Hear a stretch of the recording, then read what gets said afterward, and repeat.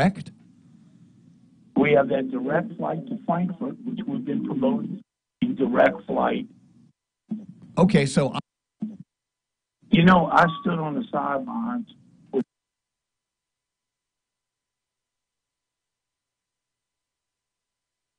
Now, what could they do to get you back watching that money that you're making?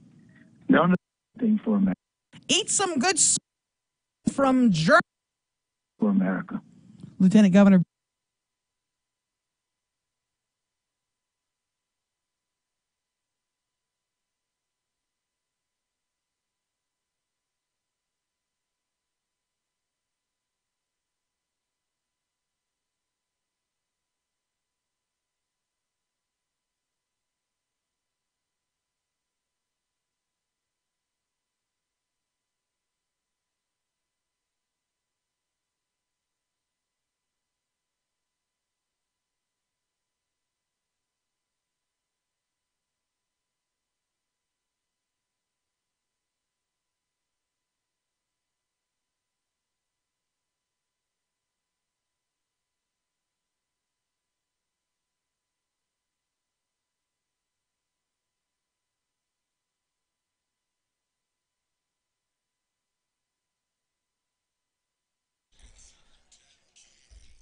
Good morning. It's 6:03. Robert and Erin. It's 101.7 FM, 710 KEEL. Hello down there. Erin's got local news, and she looks ready. Police have named suspects in the fatal death of a local woman. We'll talk more about that.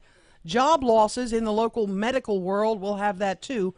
And an icon has died. What? High school football teams across the area, across the Arklatex, threatening to join arms, to take knees, to protest. And school districts have got... What are they going to do? Some of them have already said. And we're also going to be talking about jail doors that'll be swinging open. Plus Fletcher and sports and traffic and weather, and it's all here this hour, right here on KEEL.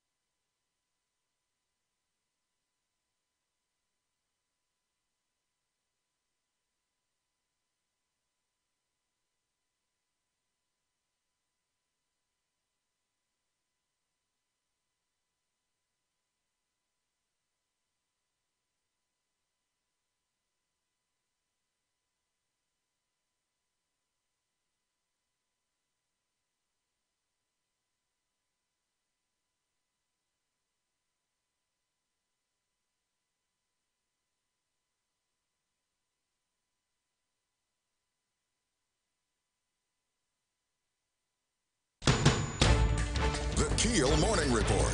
Now on 101.7 FM and 710 KEEL. Suspects have been identified in the murder of an elderly woman. Matt Parker has our update.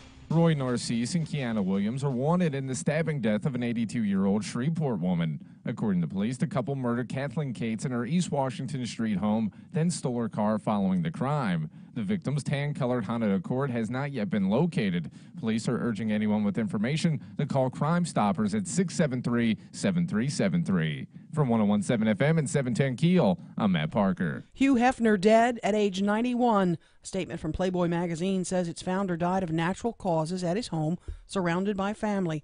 Starting in the 50s, the Chicago native turned silk pajamas into his work uniform, women into centerfolds, and sexual desire into a worldwide multimedia empire. You arrived just in time because we're going to have a swinging party tonight, and we hope you come in and join us. Hefner again was 91. President Trump spoke in Indiana about his tax reform plan, saying it's the biggest tax cut since the Reagan era. Speaker of the House Paul Ryan sat down with Fox's Sean Hannity to talk about it. This is about delivering middle-class taxpayers tax relief. There are a lot of people in this country working paycheck to paycheck. A lot of people in this country, because of the slow growth economy we had in the Obama years, never got a raise. A lot of economic anxiety. Democrats argue the proposed Republican plan offers too big a tax break to wealthy Americans. The WWE will return to the CenturyLink Center November 20th, the night after one of WWE's biggest annual pay-per-views, Survivor Series. The SmackDown Live roster will perform here. The card will feature WWE champ Jinder Mahal, United States champion AJ Styles, tag champions The New Day, future Hall of Famer Randy Orton, and many more. Tickets go on sale through Ticketmaster today. Hundreds of folks losing their jobs at Willis-Knighton, more than 200 people preparing to get their pink slips. According to a statement from the medical provider, they're eliminating the jobs due to the state's underfunded Medicaid expansion. They claim the move from the state resulted in a 40% increase in unfunded costs. 55 employees have already been let go. Another 177 positions will be eliminated throughout the rest of the year. Following a weekend full of controversial protests in the NFL, Caddo and Bossier schools preparing for the possibility of protests at local high school games. Internet rumor and innuendo suggests at least one school is planning such a protest for tomorrow night. Now, in response to that possibility, both school districts issued statements. Caddo Parish school members say that their students have the right to protest as long as it is peaceful. Bossier schools, however, say students will stand in solidarity to show respect to the country and those who are sworn to protect it. Meantime, Louisiana Lieutenant Governor Billy Nungesser says he is boycotting Saints games and NFL events after several players refused to stand during the anthem. You know, my job is to promote tourism, but I also have a right as a citizen not to support any organization or group that does not respect our flag and our country. Nungesser is in Germany promoting our state, and he had plans to see the Saints game at Wembley Stadium in London this weekend, but he now will not attend that game. The state has started a donation drive to help Hurricane Maria victims in Puerto Rico.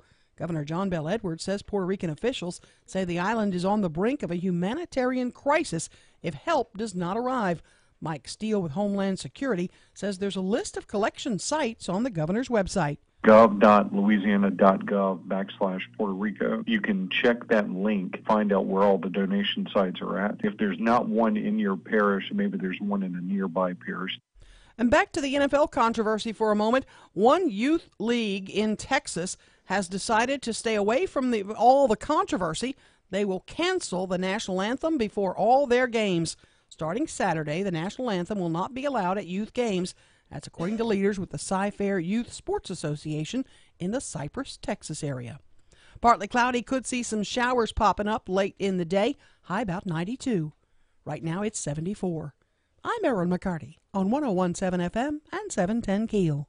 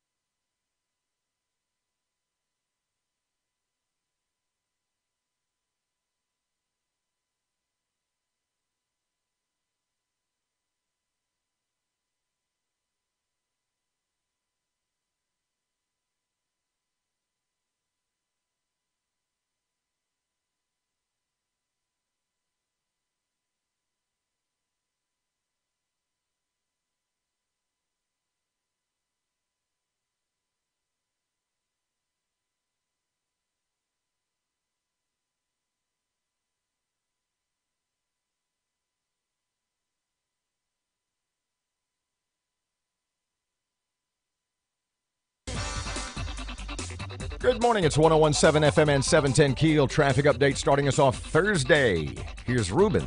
It is the best time of day to get where you're going because everything is all clear for your early morning drive to work or school. But look out later on this morning for some traffic delays on Linwood Avenue between West Berkcoons Industrial Loop and Mount Zion Road due to heavy construction. If you have anything to report to us, please give us a call at our Planet Fitness traffic hotline. That's 687-ROAD. Your AccuWeather.com forecast. Today will be partly sunny with a high of 89, partly cloudy, low 67 tonight. Tomorrow, sun and patchy clouds, high 85. With your AccuWeather.com forecast, I'm meteorologist Heather Zaire.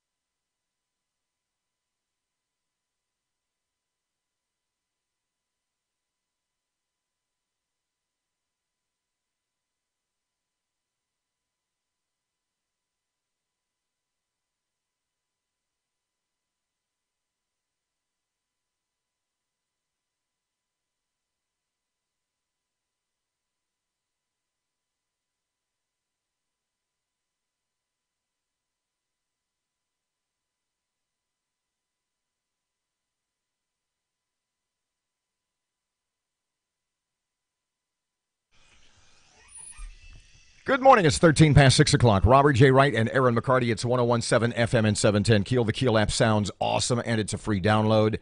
And if you choose to listen that way, I think you should. Good on you. Look at that. We're 2 sentences into the show, and already I've painted myself into a verbal corner. That's not necessarily a good sign. Okay, so as a result, let me rephrase. Let me start that sentence over again. So let's assume that this weekend, that a number of high school football teams across the country take a knee, join arms in unity, do something to protest whatever it is they've chosen to protest, or for no other reason than the big boys on TV are doing it. Which brings me to my point. First of all, I saw yesterday that the Green Oaks team was saying, we're going to protest when we go to Plain Dealing this weekend. What's the story? What's the deal? We don't know. We don't know if it's official, what they've decided to do. They've decided, at least for now, to be quiet until, game time. Different school districts have the districts. Has Caddo said, here's the plan? Has Bossier said, here's the plan? Pretty much. Caddo said they support students' right to protest as long as it's peaceful and doesn't affect anyone's ability to participate in the national anthem. Bossier schools, however, say that they are calling on their students to stand and show respect to the country and when the national anthem's played. I don't understand the Caddo. Explain to me what that's. They support the students' right to protest. Get that? As long as it's peaceful. Right. Pretty much that's it. Well, what was the second part? And doesn't affect an individual's ability to participate in the national anthem. What does that mean? I mean, if you want to try to force people to sit, or you want to try to interfere with them singing or whatever, right? You can't do that. And Bossier says, I'm sorry, repeat that one. Students will stand in solidarity to show respect to their country and those who are sworn to protect it. Okay. If either school does that, if any school, hell, if any school across the country decides to do that, first of all, it's not going to be popular. Well, depending on the school. Yep. Second of all, you know who's going to get the blame. The NFL is going to get the blame. Of course. This is working out so poorly for them. And did you hear about Texas? No, what? Who said something earlier this week about the national anthem? Controversy over the anthem? Well, at the kids' games. Yep, there's no more national anthem in this youth league in Cypress, Texas. They say they want to just avoid the controversy altogether. If you remove the national anthem, the people who hate the anthem, the protesters, win. They you win. bet. They win. Absolutely. It goes back to Mike Tomlin and the Steelers foolishly deciding to stay in the locker room. Yep. The way you avoid the politics of all this is to come out, put your hand over your heart, and sing the national anthem. I'm and certainly ignore not all the mess, yeah. well, and be patriotic. We are at a point where, just as a president of the United States, although certainly a little ham-handed in his handling of the situation, we have a president of the United States who is being pilloried, who in the media is being crucified for standing up for America, for standing up for the national anthem, for standing up for the men and women who have defended and died for the country. That is considered political. And so in Texas, no more national anthem because it's too political. Right. Because loving your country and being overt and blatant in your love of nation is political, and it's taking a side. And yes. Bad. Don't do that. What? Your dad was a Bronze Star winner in one of the most vicious, violent, horrible battles of World War II at Okinawa. A hero. He saved other young men's lives.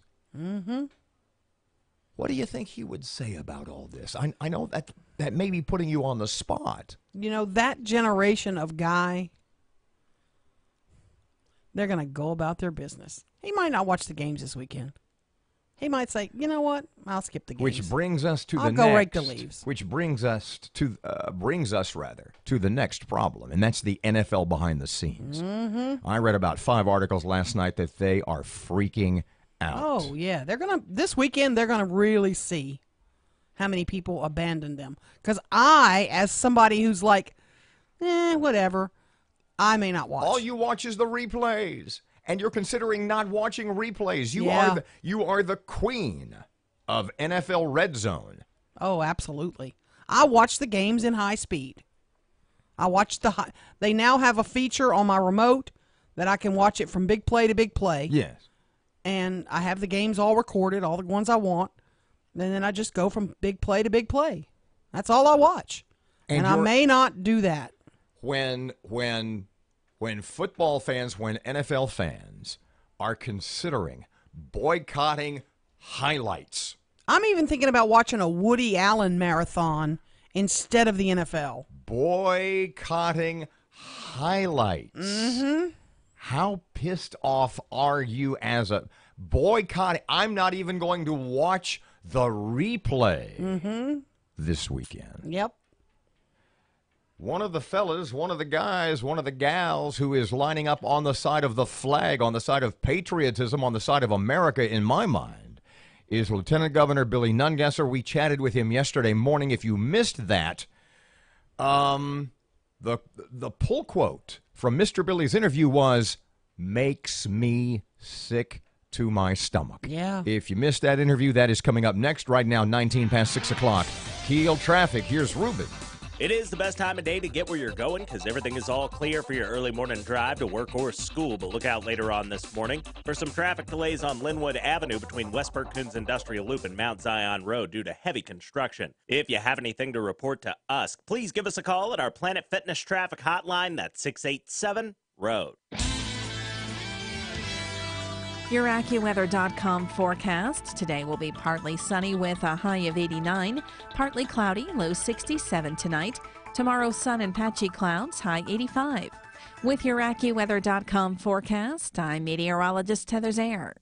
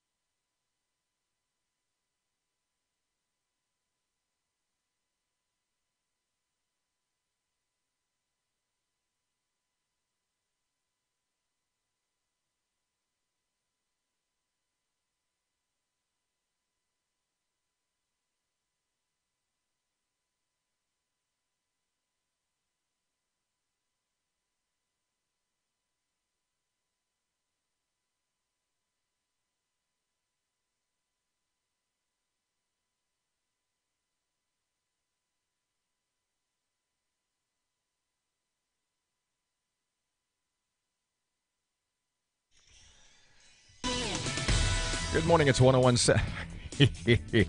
I'll tell you later. 101.7 FM and 710 KEEL. Sports time. Here's Fletch. Good morning from the sports desk of 1130 The Tiger. This is Tim Fletcher. Captain Shreve and Bird get together for their annual grudge match tonight in Lee Hedges Stadium. The district opener for the 3-1 Gators is an opportunity to make it 2 wins in a row over their chief rival. The Yellow Jackets opened league play last week with a loss to Houghton and hope to get back on track and add another win to their side of the scale in what has been a lopsided series. Bird has won 21 of the last 23 meetings and owns a lifetime 24-15 record against Shreve. The game will air tonight on 1130 The Tiger, starting at 7.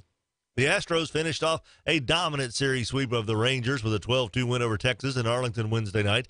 Jose Altuve reached the 200-hit mark for the 4th straight season, and Justin Verlander fanned 11 to win his 5th straight start since arriving via the trade with Detroit to pace the victory. Carlos Correa added a pair of mashed taters for good measure. Now Altuve is just the 4th right-handed hitter in Major League history with 4 straight 200-plus hit seasons, and he has a chance to be the first player ever to lead either the American or National League in hits 4 consecutive seasons.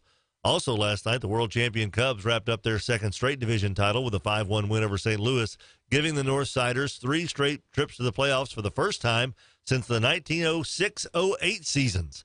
They are the first World Series champs to win a division title the next year since the Phillies did it in 2009, and they're the first defending champs to reach the playoffs the following year since the Cardinals in 2012. From the sports desk of 1130 The Tiger, this is Tim Fletcher.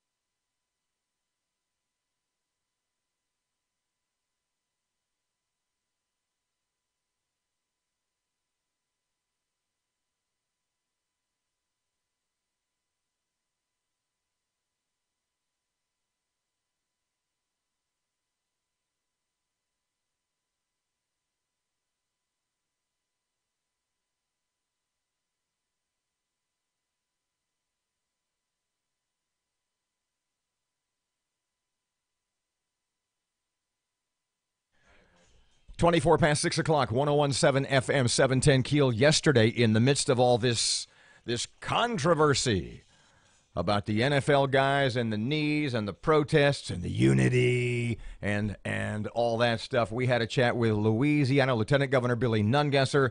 Billy's a little upset, and the question was, so you are upset. How upset are you? What is it that's got you rubbed the wrong way? You know, I stood on the sidelines with mothers that lost loved ones at war. And I saw as they played the national anthem, tears in their eyes, how proud they were of our country and thinking of the loved ones, their sacrifice, losing their son to this country, defending this country. And I just, after flying up here on Sunday, sick of my stomach to see these football players taking a knee during the national anthem. I cannot support any football, any event where they do not honor this great country and they do not stand and put their hand over their hearts to the national anthem. I just can't do it. Billy, what can the NFL do now? I mean, it's like they've gone down this road, and there's going to be no return. There's going to be a lot of fans like you that are gone forever. How do they get themselves out of this? Or do they think they're in the problem? Well, do you think they have a problem? Well, I think they knelt to a few people that want to draw attention to themselves, and it started with the quarterback last year with the 49ers. Look, with all their money and all their followers, if they really wanted to make a difference, go out and do something or protest anything other than the national anthem. They took one of the most sacred things we have in this country, where we all can agree we live in the greatest country in the world, and they decided to disgrace that in taking a knee. Shame on them. Let me ask you this. There's a couple of lawmakers who say we should now re-look at our deal with the Saints. They get millions of dollars from Louisiana, and we might want to rethink this. Were you on that side too? Yeah, I don't know if the contract, how it's written, who gave what when. Absolutely, I think the lawmakers taking another look at that. You know, the taxpayers of St. Louis built a new stadium, and they wasn't making enough money, so they up and left. And for the next 20, 30 years, the taxpayers of St. Louis will be paying for an empty stadium.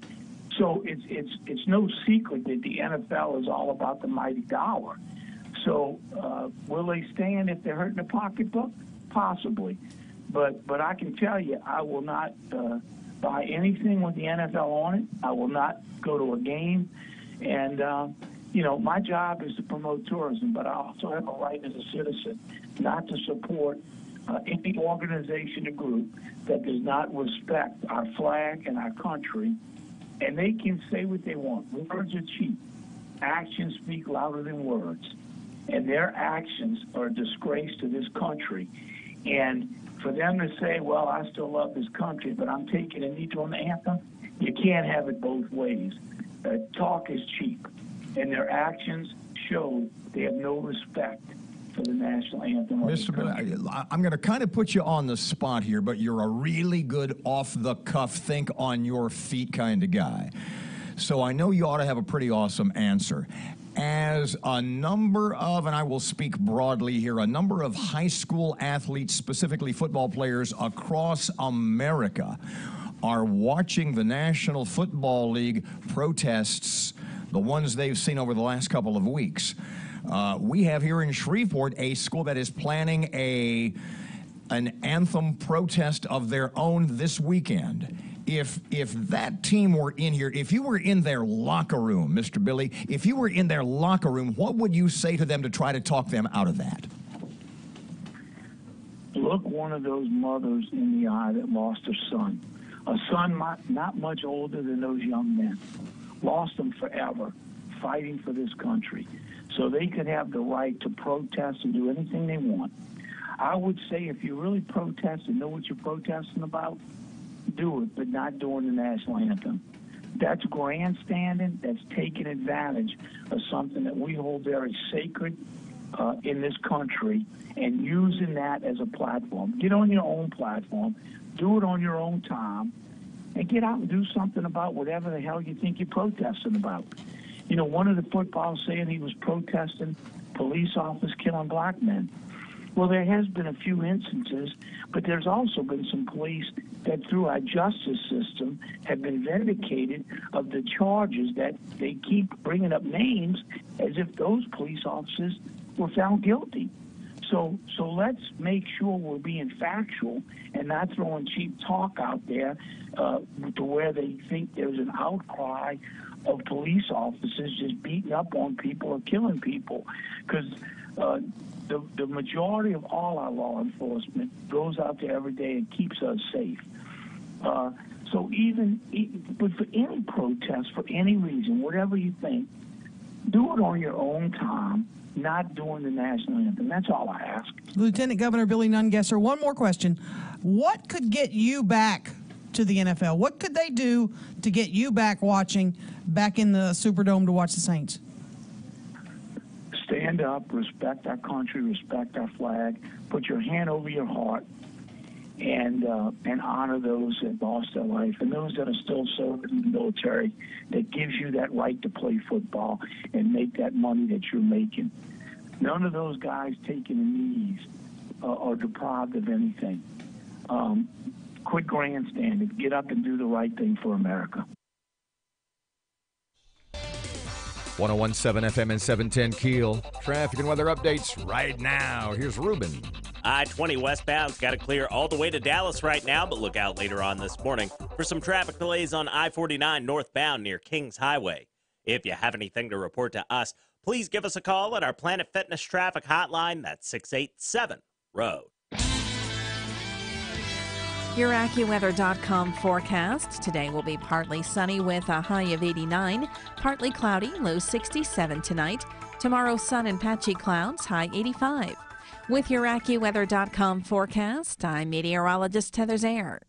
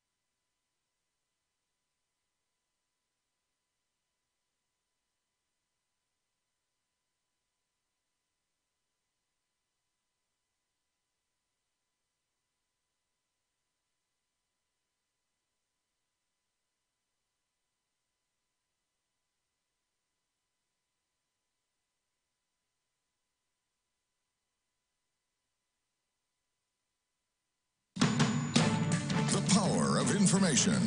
KEEL News now. Police are on the hunt for a man and woman who allegedly stabbed an elderly woman to death in Shreveport Tuesday night. According to police, the couple came to the woman's home in the 800 block of East Washington to rake the woman's yard. It appears that, this was a woman who was merely attempting to help someone, and it cost her everything. Corporal Marcus Hines tells us the victim has been identified as 82-year-old Kathleen Cates. Her suspects have been identified in the murder. They are Roy Narcisse and Kiana Williams. They're wanted in the stabbing death. More than 200 people preparing to lose their jobs at Willis-Knighton. According to a statement from the medical provider, they're eliminating the jobs due to the state's underfunded Medicaid expansion. They claim the move from the state resulted in a 40% increase in unfunded costs. 55 employees have already been let go. Another 177 will be eliminated throughout the rest of the year. Playboy magazine founder Hugh Hefner has died at the age of 91. In an interview with Fox's Jamie Colby, Hef talks about his upbringing and his first and second marriages. I think that because I was raised in repression, because I was I tried the traditional way with a marriage, and the marriage didn't work. Tried it a second time late in life, and that didn't work. And I gave both a very real and very good effort. Hef married Mildred Williams in 1949. He was married to Kimberly Conrad in 89, the Playmate of the Year, who was then 27. Pro wrestling returning to Bossier. Matt Parker with that. The WWE will be returning to the CenturyLink Center on November 20th, the night after one of WWE's biggest annual pay-per-view, Survivor Series. The SmackDown Live roster will be performing at the CenturyLink. The card will feature WWE Champion Jinder Mahal, United States Champion AJ Styles, Tag Team Champions The New Day, future Hall of Famer Randy Orton, and many more. Tickets for the event go on sale through Ticketmaster today using the pre-sale code Bossier. Tickets will go on sale tomorrow to the general public. From 101.7 FM and 710 KEEL, I'm Matt Parker. Following a weekend full of controversial protests in the NFL, Caddo and Bossier schools preparing for the possibility of protests at local high school games. Internet rumors and innuendo suggest that at least one school is planning such a protest for their Friday night game. Now, in response to that possibility, both school systems issued statements. Caddo schools say they support the students' right to protest as long as it's peaceful. Bossier schools, however, say their students will stand in solidarity to show respect to the country and those who are sworn to protect it. Meantime, Lieutenant Governor Billy Nungesser tells us he's boycotting New Orleans Saints games and NFL events after several players refused to stand during the national anthem. And they can say what they want. Words are cheap. Actions speak louder than words. And their actions are a disgrace to this country. And for them to say, well, I still love this country, but I'm taking a knee during the anthem, you can't have it both ways. Nungesser, Louisiana's top tourism official, told KEEL News he finds players kneeling or sitting during the anthem un-American and disgraceful. The state has started a donation drive to help Hurricane Maria victims in Puerto Rico. Governor John Bel Edwards says Puerto Rican officials say the island is on the brink of a humanitarian crisis if help doesn't arrive. Mike Steele with the Governor's Office of Homeland Security and Emergency Preparedness says residents are encouraged to donate several items. Baby diapers, non-perishable formula, baby wipes, bottles and nipples for babies, and also feminine care products. Louisiana's health department suing more than a dozen pharmaceutical companies, accusing them of worsening opioid abuse in the state. The lawsuit filed in Baton Rouge says the drug manufacturers used marketing tactics that misrepresent the dangers of long-term opioid abuse. A longhorn bull from Oklahoma with a record horn span of more than 8 feet has been sold for $165,000 at the Fort Worth stockyards. The bull, named Cowboy Tough Checks, was sold on Friday. Buyers say they'll use him for breeding, and that even though there are more than 100 other longhorns there, he'll be the VIP of the ranch. Partly cloudy. We could see some showers starting to move in late in the day. High about 92. Right now, 74. I'm Erin McCarty on 101.7 FM and 710 KEEL.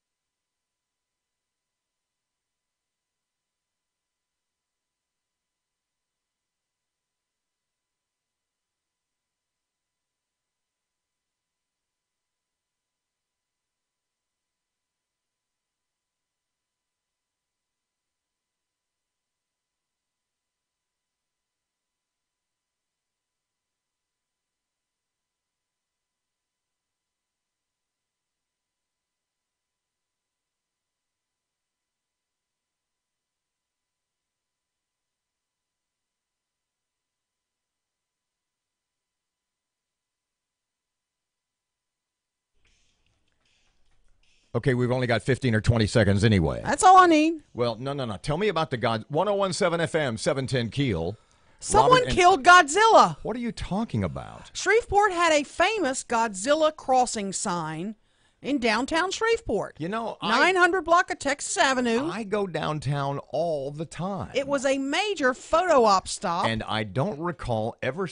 Hipsters love it. Look, you say people in my age are supposed to know about this thing. I've never seen it in my life either. Oh, my gosh. I told Greg about it, and he was freaking out. No, they did not remove that. Yes, they removed... Greg's bigger than Godzilla. Greg loves Godzilla. Greg eats power lines like spaghetti. Hipsters love Godzilla. Well, we had a Godzilla crossing sign. Hipsters love... They do. I think a lot of various people love Godzilla, not just specifically hipsters. Well, but please continue. couple of Japanese people don't. That's for damn sure. A couple of years ago, we don't know who did it, but someone put up a sign, a Godzilla crossing sign with the big monster and the Okay, tell me downtown.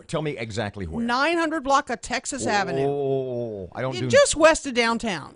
What's close by? What is a landmark? You remember the old Shreveport Fire Station? Yeah. Kind of down by that on Texas Avenue. As you're going toward the old City Hall, which is now the police station. Right in that block, yeah. Gotcha. And so the Godzilla sign was a huge photo op. People would stop and take a picture in front of the Godzilla crossing sign and all that. So basically, upstate New York has Niagara Falls. Yes. California, Los Angeles has that big Hollywood sign. And we have...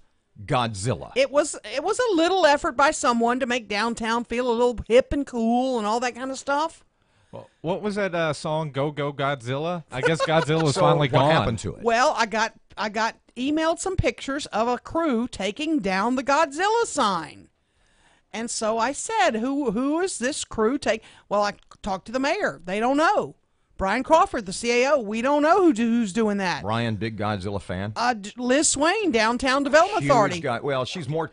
She loves Godzilla. Well, she's in the Mothra. Yeah, you beat me to the line. What the heck is that? Never mind. It's 6:39. She didn't know. So I want to know who killed Godzilla. It's on our website, KEELnews.com. 101.7 FM and 710 KEEL.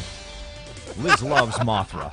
She does. What the heck is that? Can you eat it? Just Google it. Traffic update. Here's Ruben. Everything's still running nice and smooth for your early morning drive to work or school, but look out later on this morning for some traffic delays on I-220 westbound near North Market due to construction. If you have anything to report to us, please give us a call at our Planet Fitness traffic hotline. That's 687-ROAD. Your AccuWeather.com forecast. Partly sunny, high 89 today. Partly cloudy tonight, low 67. Sun and patchy clouds with a high of 85 tomorrow. With your AccuWeather.com forecast, I'm meteorologist Heather Zaire.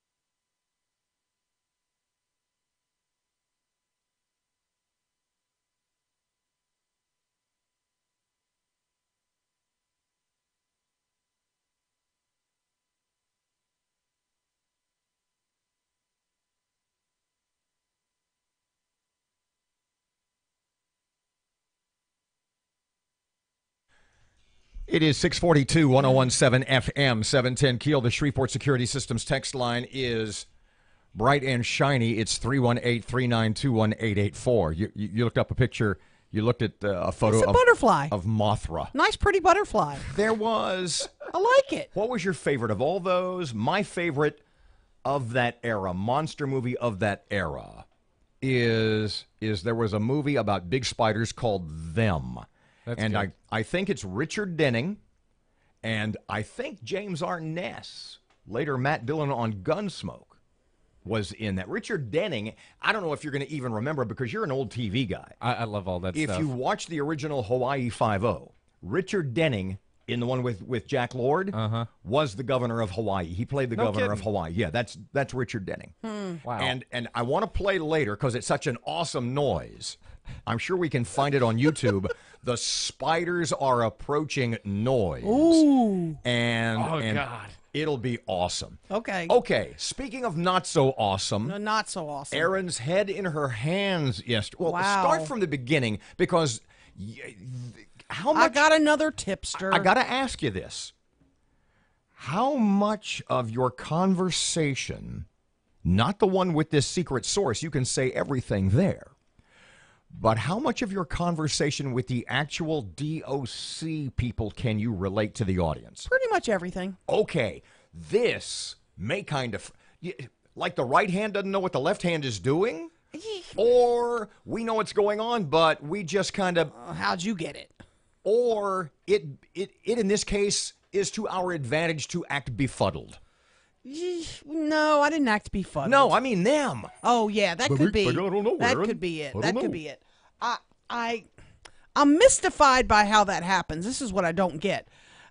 We'll start from the beginning. I'll start from the beginning. I get an email from a source of mine who is very highly connected in an area, a regional district attorney's office in our region. Let's just leave it at that, okay? Fair enough. Longtime person, works in one of the district attorney offices, and sent me a list, an Excel spreadsheet that came from the Department of Corrections. The State Department of Corrections. That was sent to apparently district attorneys' offices across the state. What's on this list? This is a list of 1,400 inmates that are scheduled to be released November 1st. Okay, now under our Criminal Justice Reform Act. This was the deal that passed in the spring, early summer. That Justice Reinvestment Act. That the state legislature passed, and it said not only for like non-violent offenders, right, will we put them in diversion programs and try other things because we don't want to put a lot of people. Remember, my question always was, and I always said it, not sarcastically, not satirically, but sort of tongue-in-cheek. And I would say to people in positions of power in law enforcement and in state government, I said, I would say, so the problem isn't that we have too much crime.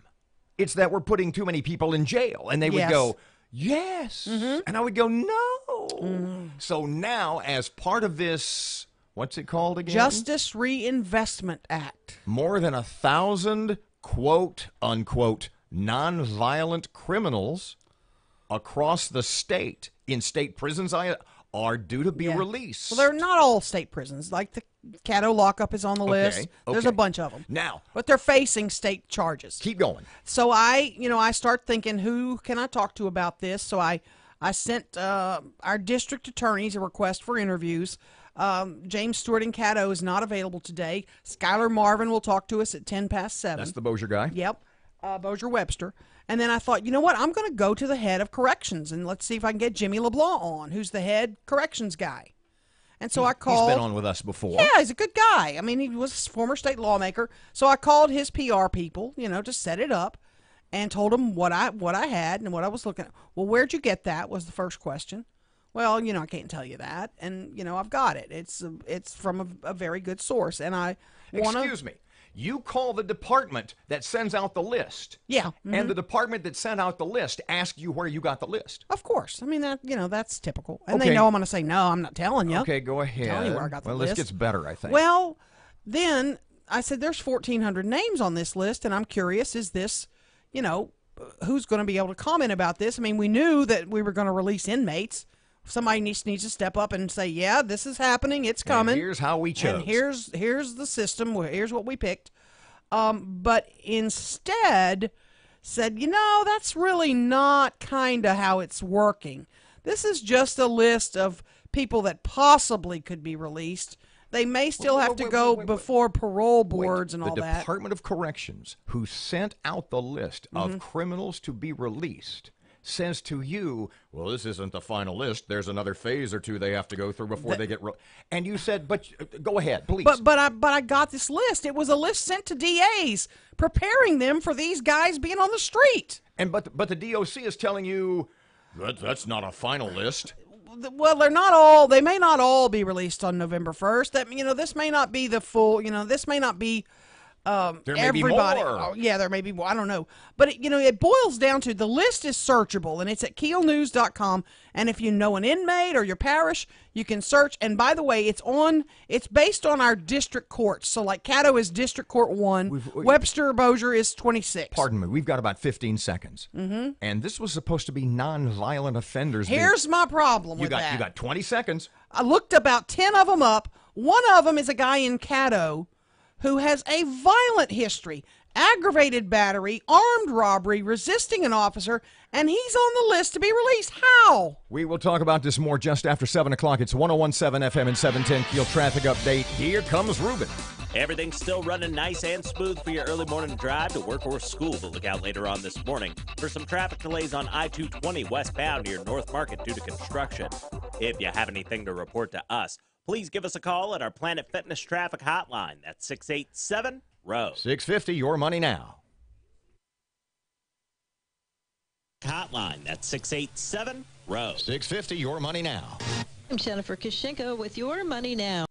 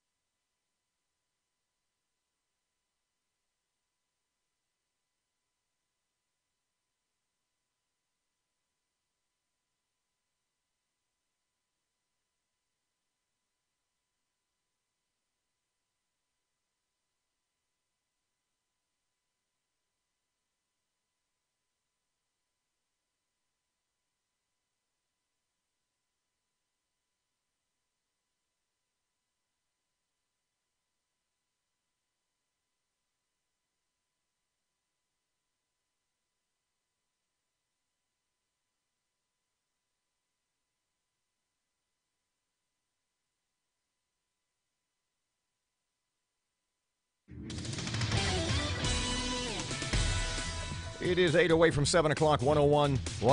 Wait a second. How old am I? 101.7 FM, 710 Keel. Here's Fletch. Good morning from the sports desk of 1130 The Tiger. This is Tim Fletcher. Captain Shreve and Bird get together for their annual grudge match tonight in Lee Hedges Stadium. The district opener for the 3-1 Gators is an opportunity to make it 2 wins in a row over their chief rival.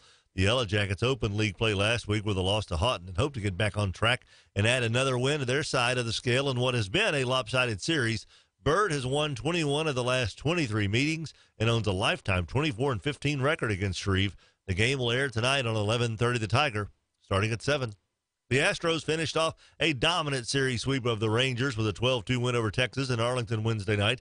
Jose Altuve reached the 200-hit mark for the 4th straight season, and Justin Verlander fanned 11 to win his 5th straight start since arriving via the trade with Detroit to pace the victory. Carlos Correa added a pair of mashed taters for good measure. Now Altuve is just the 4th right-handed hitter in Major League history with 4 straight 200-plus hit seasons, and he has a chance to be the first player ever to lead either the American or National League in hits 4 consecutive seasons. Also last night, the world champion Cubs wrapped up their 2nd straight division title with a 5-1 win over St. Louis, giving the Northsiders 3 straight trips to the playoffs for the first time since the 1906-08 seasons. They are the first World Series champs to win a division title the next year since the Phillies did it in 2009, and they're the first defending champs to reach the playoffs the following year since the Cardinals in 2012. From the sports desk of 1130 The Tiger, this is Tim Fletcher.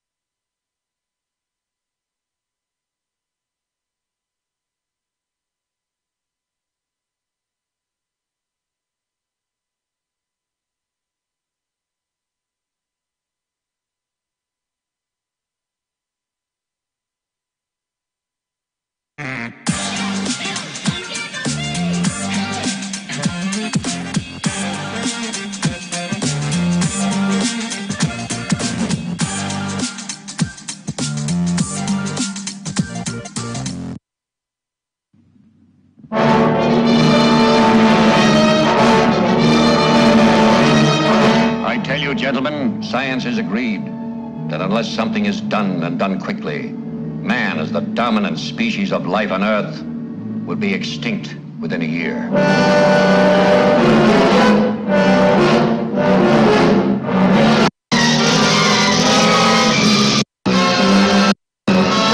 Stay in your home safety of the entire... Yes, cities. Threatened with nature. And that's swirling and terrifying to describe.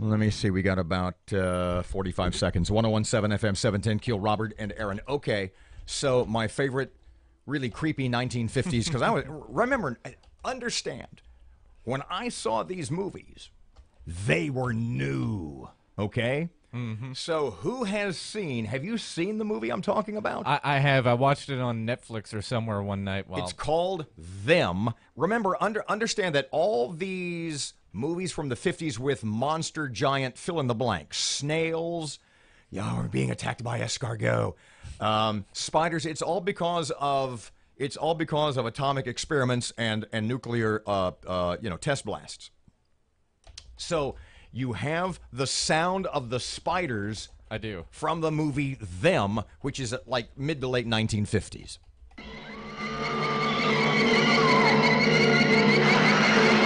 We may be witnesses. Okay, that's not enough. We'll find some more. Oh, it's scary. Oh, my gosh, you need a diaper. 6:56. Here's Rush on Keel. Yet another Obamacare repeal went down in flames thanks to Republican Senators John McCain, Susan Collins, and others. And it should now be apparent to everybody that there never was any desire to repeal it. Senator Collins of Maine blamed her opposition on proposed Medicaid cuts. She said that it was unacceptable to make structural changes without hearings. Her thumbs down came despite Senators Lindsey Graham's and Bill Cassidy's offer to bribe her to boost federal health care funds for her state by 40% to win her vote. She still said no. Democrat leader Chuck Schumer is gloating. He says once the repeal bill is officially off the table, the Democrats will work with Republicans to bail out Obamacare. That means the insurance companies. He wants to find a compromise with Republicans that stabilizes health care markets. That's the insurance companies. That'll mean higher premiums, not lower. You watch. Now, for years, I've told you what compromise means in Washington. Republicans fold, and after they cave on their principles, they join Democrats to enact whatever the Democrats wanted in the first place. So here we are. Republicans control the majority of state governments. They control the House. They control the Senate. They control the White House and the agencies of the federal government. And the Democrats, a losing party, can barely elect local dog catchers, but they control the Republicans and their agenda prevails. It's surreal, but that's just the way it is. Voters be damned.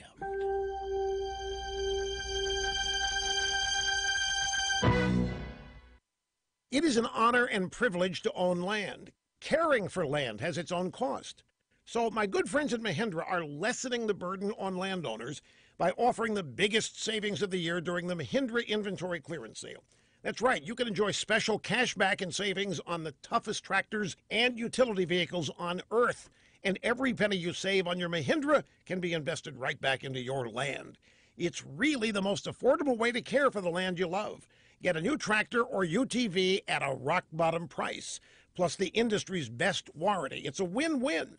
So get your work done, America, and learn more about inventory clearance savings on the world's #1 selling tractor at MahindraUSA.com. Take advantage of rock-bottom prices and test drive a Mahindra today at Kelly Tractor and Equipment in Longview or visit kellytractor.net. That's kellytractor.net. The intersection of Kings Highway and Linwood Avenue is dealing with some slow-moving traffic right now, and those school zone lights are on and the school buses are out. Please use caution when driving around the school zones. If you have anything to report to us, please give us a call at our Planet Fitness traffic hotline. That's 687-ROAD. Just about 6:59. KeyLikeYourWeather.com forecast. Sunny, warm again today. Low 90s. Right now, 71. Breaking news and trending talk. This is 101.7 FM and 710 KEEL. KEEL, Shreveport.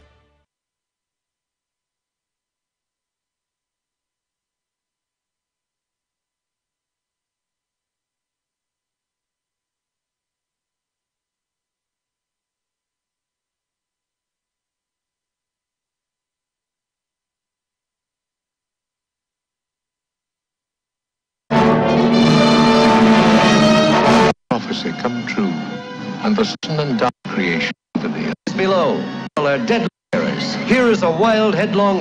Here is a wild giants of prehistoric eras. Here is a wild headlong flight into terror, as never survived. A moment of suspicion that killed the earth, where human courage challenged fangs that spawns its terrible progenies. Condition red.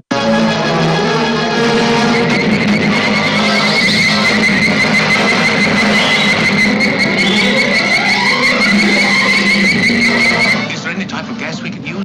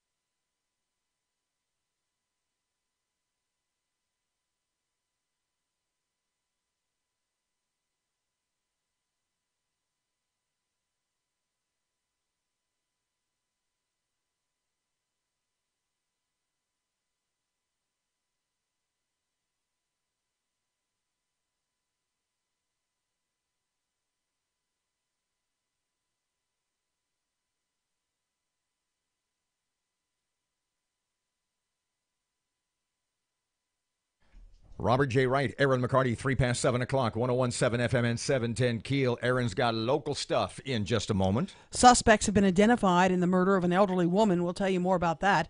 Hundreds to lose their jobs at Willis-Knighton. That's coming up, too. And the lieutenant governor says KEEL to the Saints. Bossier, Webster Parish DA Skylar Marvin joins us in a couple of minutes. Mm-hmm. And because there's going to be like more than 1,000 I'll do the Jailhouse Rock November 1. Non-violent criminals to be released, and pretty soon we'll see what he thinks about that. Plus Fletcher in sports and traffic and weather, and it's all coming up this hour, and it's right here on KEEL.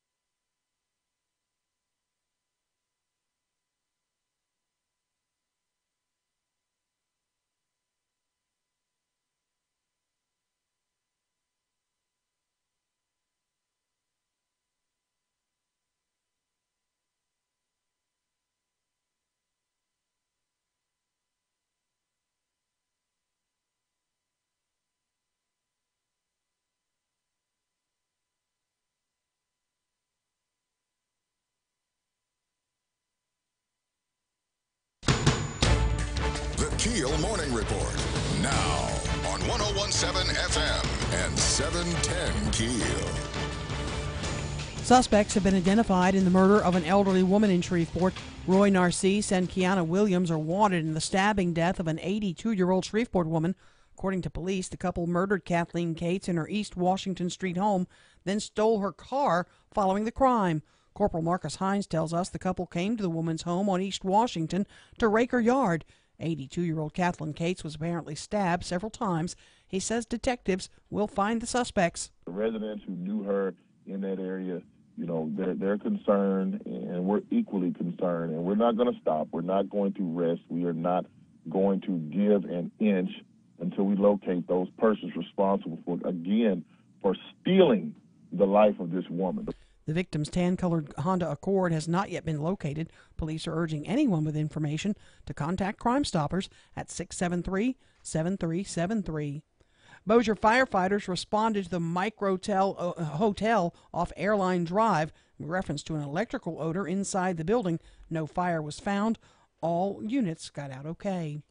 Hundreds to lose their jobs at Willis-Knighton. Matt Parker with that. Over 200 people are preparing to lose their job at Willis-Knighton. According to a statement from the medical provider, they are eliminating the positions due to the state's underfunded Medicaid expansion. They claim the move from the state resulted in a 40% increase in unfunded costs. 55 employees have already been let go. Another 177 positions will be eliminated throughout the rest of the year. From 101.7 FM and 710 KEEL, I'm Matt Parker. Following a weekend full of controversial protests in the NFL, Caddo and Bossier schools preparing for the possibility of protest at local games. At least one school is planning such a protest for tomorrow night. Caddo Parish has issued a statement saying they support the students' right to protest as long as it remains peaceful. Bossier schools, however, say their students will stand in solidarity to show respect to the country. Meantime, Lieutenant Governor Billy Nungesser says he's boycotting the Saints. They took one of the most sacred things we have in this country, where we all can agree we live in the greatest country in the world, and they decided to disgrace that in taking a knee. Shame on them. He was planning to go to the Saints game at Wembley Stadium in London this weekend, but now says he will not. The WWE returns to the CenturyLink Center. The date is set for November 20th. A money crisis emerging in Puerto Rico following Hurricane Maria. The powerful storm has resulted in a near total shutdown of the economy, and it could last for weeks. Louisiana has started a donation drive to help victims. Mike Steele with the Homeland Security Office says people of Puerto Rico are facing tremendous adversity from flooding and much of the island is without communication. The governor's talked about how hard the recovery process can be. As we all know, he wants to make sure that we do what we can to help our neighbors out, because many times in the past, our neighbors have reached out to help us. Many people are running seriously low on cash and fear it will become even harder to survive on the storm-ravaged island. The man who brought us Playboy magazine, the one for the articles, and in the process created one of the world's most recognizable brands, has died. Hugh Hefner died last night of natural causes at his home, the Playboy Mansion near L.A. Hugh Hefner was 91. And Kmart's being sued by a New Jersey company accusing the retailer of ripping off its full-body banana costume design for its totally ghoul banana men's Halloween costumes. Rasta Impasta is seeking unspecified damages from Kmart and its parent, Sears Holding Corp., for unfair competition and copyright infringement. Partly cloudy, 92 for the high today, right now 75. I'm Erin McCarty on 101.7 FM and 710 KEEL.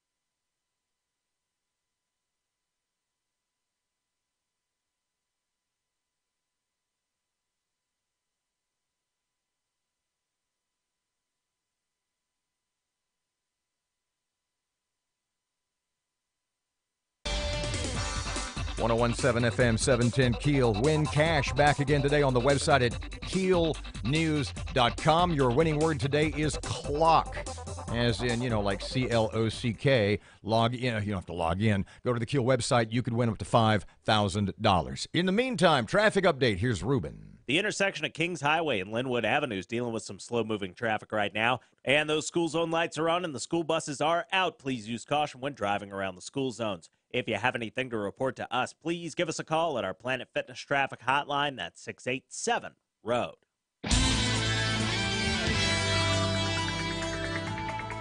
Your AccuWeather.com forecast. Today will be partly sunny with a high of 89, partly cloudy, low 67 tonight. Tomorrow, sun and patchy clouds, high 85. With your AccuWeather.com forecast, I'm meteorologist Heather Zaire.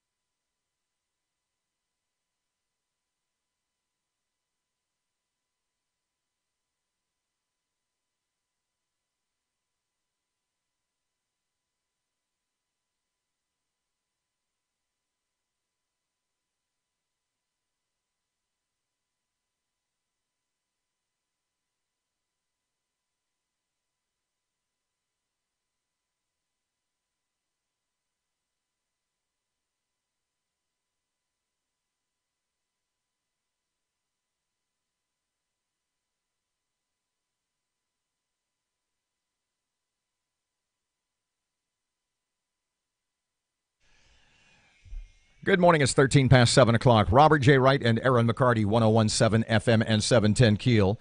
DA District Attorney, hello, Bossier, Webster Parish, Schuyler Marvin is here. Hey, Mr. Schuyler, how are you this morning? Good morning, Robert.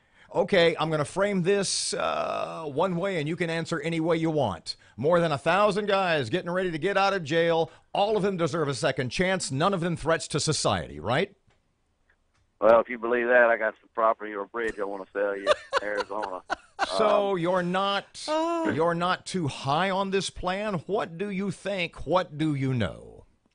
Well, as usual, the legislature didn't create a safety net for this kind of action, and a lot of these guys are being released administratively, which means there's been no hearing at all to find out, do they have a place to live? Do they have a job? Do they have any prospect of getting a job? Do they have any delays in which they're required to get a job? But none of that is in place for these people as far as I understand.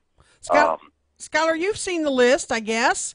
About 200 or so are from the Caddo, Bossier, Webster. Correct. Some of these folks you anticipate are going to get out and repeat crimes because we don't have all these programs in place that we were promised that are going to help these folks. We don't have those in place yet, do we?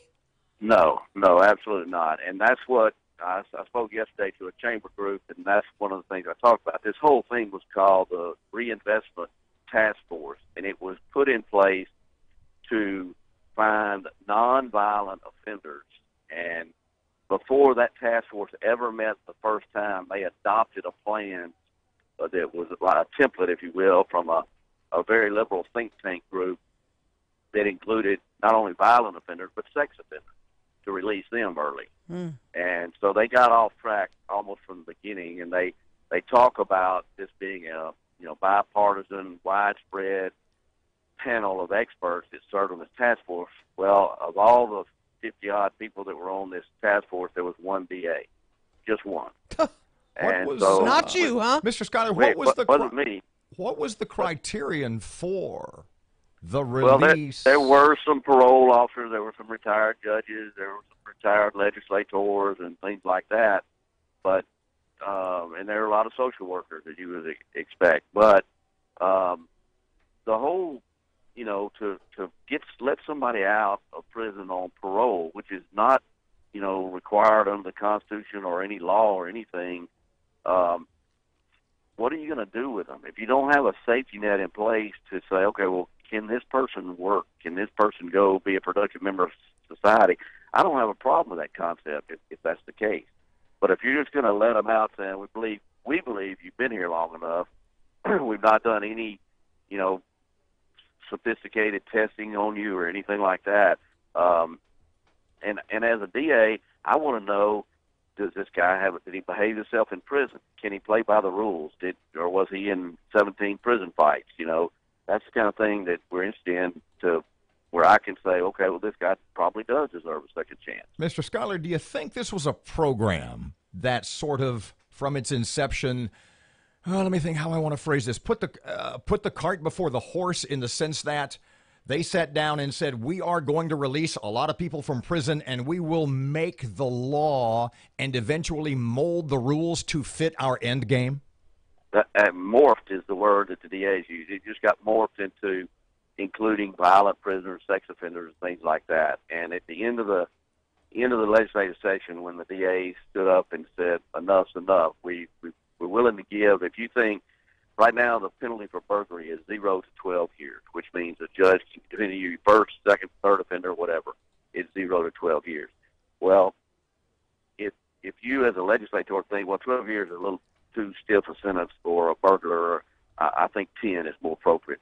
I don't have a problem with that. If that's what the legislature thinks, then just go lower the law, lower the threshold of the statute. But just go ahead and say that. Don't say we're going to try to do this, we're going to reinvest all the savings that we save. They've made not one bill in this, started out as a 26-bill package, not one bill mandates a reinvestment. Let me ask you a question, because I talked to somebody high up in an area DA's office who told me this is not a reinvestment program like it's called, justice reinvestment. This is John Bell Edwards' way to cut the corrections budget, and that's all that's going to happen. And that's what we're going to see because we incarcerate the highest, you'll hear them say it, we incarcerate the highest number of people per capita than any other state. Where's the money for you guys to have programs for these folks? Why are we not out there screaming for that? Well, I agree with you. I would like to see, right now our PNP, our parole probation officers, have about 113 to 120 person caseload.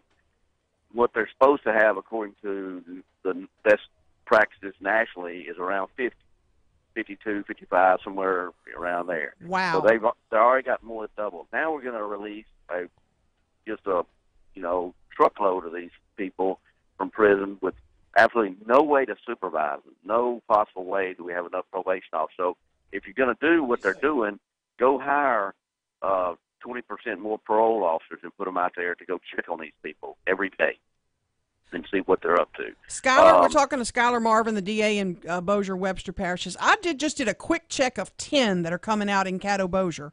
And in my just quick check of 10, I found one who has a long history of criminal behavior, including armed robbery, aggravated battery, resisting arrest. That sounds like a violent criminal to me. I thought we were releasing only non-violent. How did this morph so? Well, it did that before they ever had the first task force meeting. They just adopted what the Pew Foundation is, a liberal think tank group, that when all this got wheels under it, the Pew Foundation came and said, here, we're here to help y'all. Here's a best practices model that we think will be perfect. Well, that model has been tried in other states, actually called the exact same thing, justice reinvestment. Sounds good. If you walk into a Chamber of Commerce meeting and say, who in here is for reform, raise your hand. Every hand goes up. Mm-hmm. But when you ask what exactly is reform, what are you calling reform, that's what you need to know before you raise your hand. Mr. Scholar, the Louisiana reform that was implemented was similar to that which was implemented a few years ago in California. And from everything I've read, the recidivism rate in California for those released is in excess of 80%. Do you anticipate something that, a recidivism rate that high in this state? I would not be surprised. I'm not familiar with that, actually, but I'm not surprised by it at all. But that's going to happen if you don't do any type of background check on the person that you're trying to release, any type of testing, any type of, does he have a family structure to fall on? You know, somebody give him a place to live and help him find a job. Have you taught him anything in prison? Does he know how to go to a job interview and not wear a T-shirt that has holes in it? Does he, things like that. They haven't taught him anything, but yet let's just cut them back loose. And again, I'm all about second chances. I don't have a problem with that at all, but give the guy something to work with. If you're just going to turn him back loose on the streets, you haven't done anything to help him. Skylar Marvin, the district attorney in Bossier and Webster Parish. The list is online at keelnews.com. It is searchable. Bossier Webster is Judicial District 26, and that's what you'd search in the column there for court code. Caddo is District 1. Is that correct? That's correct. Well, you'll see it all on that list at keelnews.com. Thank you, Skylar. Appreciate your time. Okay. Thank you all for what you do. 20 past 7 o'clock, 101.7 FM and 710 KEEL traffic update coming up right now. Here's Ruben on KEEL. The intersection of Kings Highway and Linwood Avenue is dealing with some slow-moving traffic right now, and those school zone lights are on and the school buses are out. Please use caution when driving around the school zones. If you have anything to report to us, please give us a call at our Planet Fitness traffic hotline. That's 687-ROAD. Your AccuWeather.com forecast. Partly sunny, high 89 today. Partly cloudy tonight, low 67. Sun and patchy clouds with a high of 85 tomorrow. With your AccuWeather.com forecast, I'm meteorologist Heather Zaire.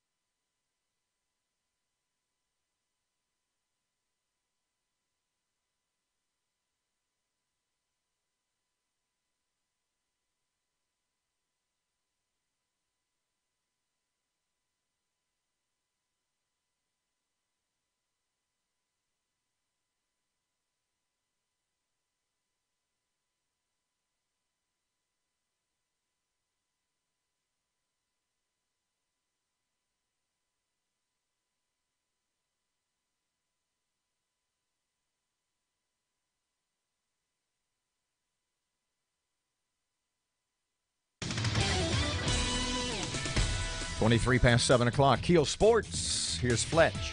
Good morning from the sports desk of 1130 The Tiger. This is Tim Fletcher. Captain Shreve and Bird get together for their annual grudge match tonight in Lee Hedges Stadium. The district opener for the 3-1 Gators is an opportunity to make it 2 wins in a row over their chief rival. The Yellow Jackets opened league play last week with a loss to Houghton and hope to get back on track and add another win to their side of the scale in what has been a lopsided series. Bird has won 21 of the last 23 meetings and owns a lifetime 24-15 record against Shreve. The game will air tonight on 1130 The Tiger, starting at 7. The Astros finished off a dominant series sweep of the Rangers with a 12-2 win over Texas in Arlington Wednesday night. Jose Altuve reached the 200-hit mark for the 4th straight season, and Justin Verlander fanned 11 to win his 5th straight start since arriving via the trade with Detroit to pace the victory. Carlos Correa added a pair of mashed taters for good measure. Now Altuve is just the 4th right-handed hitter in Major League history with 4 straight 200-plus hit seasons, and he has a chance to be the first player ever to lead either the American or National League in hits 4 consecutive seasons. Also last night, the world champion Cubs wrapped up their 2nd straight division title with a 5-1 win over St. Louis, giving the Northsiders 3 straight trips to the playoffs for the first time since the 1906-08 seasons. They are the first World Series champs to win a division title the next year since the Phillies did it in 2009, and they're the first defending champs to reach the playoffs the following year since the Cardinals in 2012. From the sports desk of 1130 The Tiger, this is Tim Fletcher.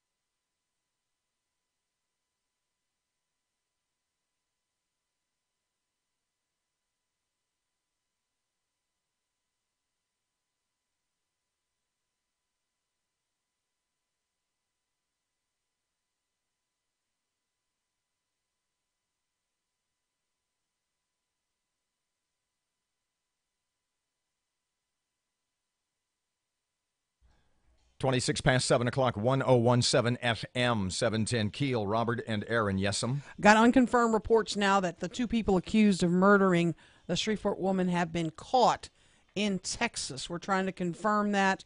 They're accused of killing 82-year-old Kathleen Cates at her Anderson Island home. Looks like they may have been caught in San Angelo, Texas. We, in the last segment, chatted with Bossier Webster DA Skylar Marvin.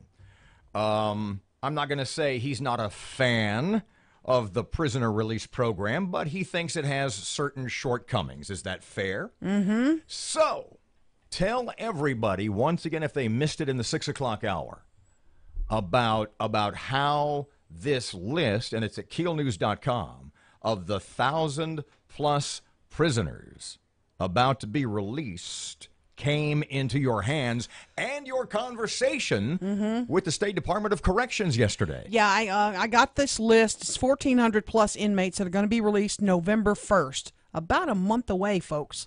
1,400. 200 in Caddo, Bossier, Webster. 200. And most of them, I'll be honest, most of them are drug suspects. So I get the list. I start combing over it. Drug suspects, possession, some dealers, some drug dealers, as nonviolent as you can get. Yeah, they're there's a wide variety of criminals on the list. I found quite frankly, I found some I would consider violent offenders too. One in Caddo, an aggravated battery conviction, an armed robbery conviction, a resisting an officer conviction, and this cat's going free. So I called the Department of Corrections to say, hey, I got this list. I want to know if the Secretary, Jimmy LeBlanc, can come on with us tomorrow. Who did you get first when you called? I talked to the PR person. I'm not going to name his name, but I talked to the PR person. And he said, where did you get that list? Yeah, he wanted to know where I got the list. I said, well, it came from a high-ranking person in a DA's office. How's that sound? As our friend Dixie used to say, none ya. Yeah, I'm not telling you where I got the list. And he wanted to see the list. I said, I'll be happy to forward the list to you. That's not a problem. But your department sent it out to DAs essentially saying, here's the list. Just wanted y'all to have a heads up. This is coming We November want you to 1. know who's coming out. Yeah, and I'm sure the list went to sheriffs, too. I'd be surprised if it didn't. But they were like, well, that's not really a release list. Wait, who told you this? The PR person said, so you get this guy on the phone at the DOC, and you have the list that they sent out of the prisoners to be released. Yes. Of the prisoners to be released. And what he said to you was, well, that's not a final list. Not everybody on that list is going to be released. There's still some pending, they may have to go before a parole board, etc., all that stuff. So, I don't know what to believe. No, you sent me out this list. We had the DA on. He said he's got the list. Yeah, the DAs all have the list, and they've seen it, and they know what's going on. But, I wanted to get the secretary on, and he has set up an assistant deputy secretary to join us at 8:40 to talk about, if this is not a release list, what is it? Explain it to us. And we'll find out. Are these folks really going to be released? And how did some violent offenders get on the list? I was just going to say, what's the criteria? And where's the reinvestment that was part of this reinvest? What's the deal? How do you get on the list? Like Mr. Marvin said, like I asked the question, do you think that they do you think they put the cart ahead of the horse is what I said. Do you think they went in with a plan? We're going to release X number of prisoners, and we will make the rules to fit the number of prisoners that we eventually want to release. He said, well, it kind of morphed into that. Yeah. 729, 1017 FM, 710 KEEL. Traffic update. Here's Ruben on KEEL. Keeping an eye on some backed up traffic on Line Avenue just south of East 70th Street. And we have some traffic delays on Benton Road just north of I-220 in Bossier City. If you have anything to report to us, please give us a call at our Planet Fitness traffic hotline. That's 687-ROAD. Your AccuWeather.com forecast. Today will be partly sunny with a high of 89, partly cloudy, low 67 tonight. Tomorrow, sun and patchy clouds, high 85. With your AccuWeather.com forecast, I'm meteorologist Heather Zaire.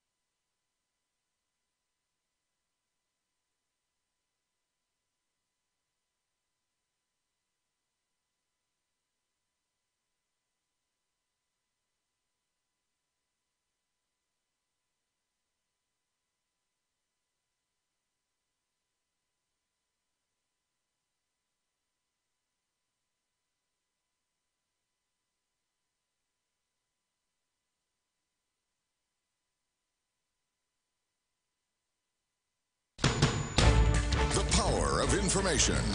KEEL News now. There are reports this morning that the man and woman wanted for killing an elderly Shreveport woman have been caught in Texas. KSLA is reporting Roy Narcisse and Kiana Williams have been captured in San Angelo, Texas. They're suspects in the murder of 82-year-old Kathleen Cates in her East Washington Street home, and they apparently then stole her car following that crime. Hundreds set to lose their job at Willis-Knighton. More than 200 people preparing to lose their jobs at the company. According to a statement from the medical provider, they're eliminating the jobs due to the state's underfunded Medicaid expansion. They claim the move from the state resulted in a 40% increase in unfunded costs. 55 employees have already been let go. Another 177 positions will be eliminated throughout the rest of the year. Playboy magazine founder Hugh Hefner has died. In an interview with Fox's Jamie Colby, Hef talked about his upbringing. I was raised in a very typically Midwestern Methodist home with a lot of repression, and I think that I spent a good part of my life. And Playboy itself was dedicated to the notion of questioning some of the Puritan repression that is so much a part of the American history. Hefner was 91 years old. Bossier Fire Department responded to the Microtel Inn off of Airline Drive. Firefighters apparently responded there in a reference to an electrical odor inside the building. No one hurt. No fire was found. The WWE returns to the CenturyLink Center on November 20th. The night after one of the WWE's biggest annual pay-per-views, Survivor Series, the SmackDown Live roster will be performing locally. Tickets for the event go on sale through Ticketmaster today with the pre-sale code BOSIER. Tickets go on sale tomorrow to the general public. Local schools preparing for NFL-like protests. Matt Parker with that. Following a weekend full of controversial protests in the NFL, Caddo and Bossier schools are preparing for the possibility of protest at local high school games. In response to the possibility, both Caddo and Bossier schools issued a statement on the subject. Caddo Parish School says that they support the students' right to protest as long as it remains peaceful, civil, and does not affect any individual's ability to participate in the national anthem. Bossier Schools, however, says that their students will stand in solidarity to show respect to the country and those who are sworn to protect it. From 101.7 FM and 710 KEEL, I'm Matt Parker. A new study suggests improvements are being made when it comes to diversity in television. The study says more first-time TV series directors are being hired these days, setting a record pace. And the study says many of these new hires are women and minorities. The study, which focused on the last TV season, was released by the Directors Guild. The Guild's president says the study results represent signs of meaningful improvement. Partly cloudy today with a high temp close to 92. Could see a shower popping up late in the day. Right now, 75. I'm Erin McCarty on 101.7 FM and 710 KEEL.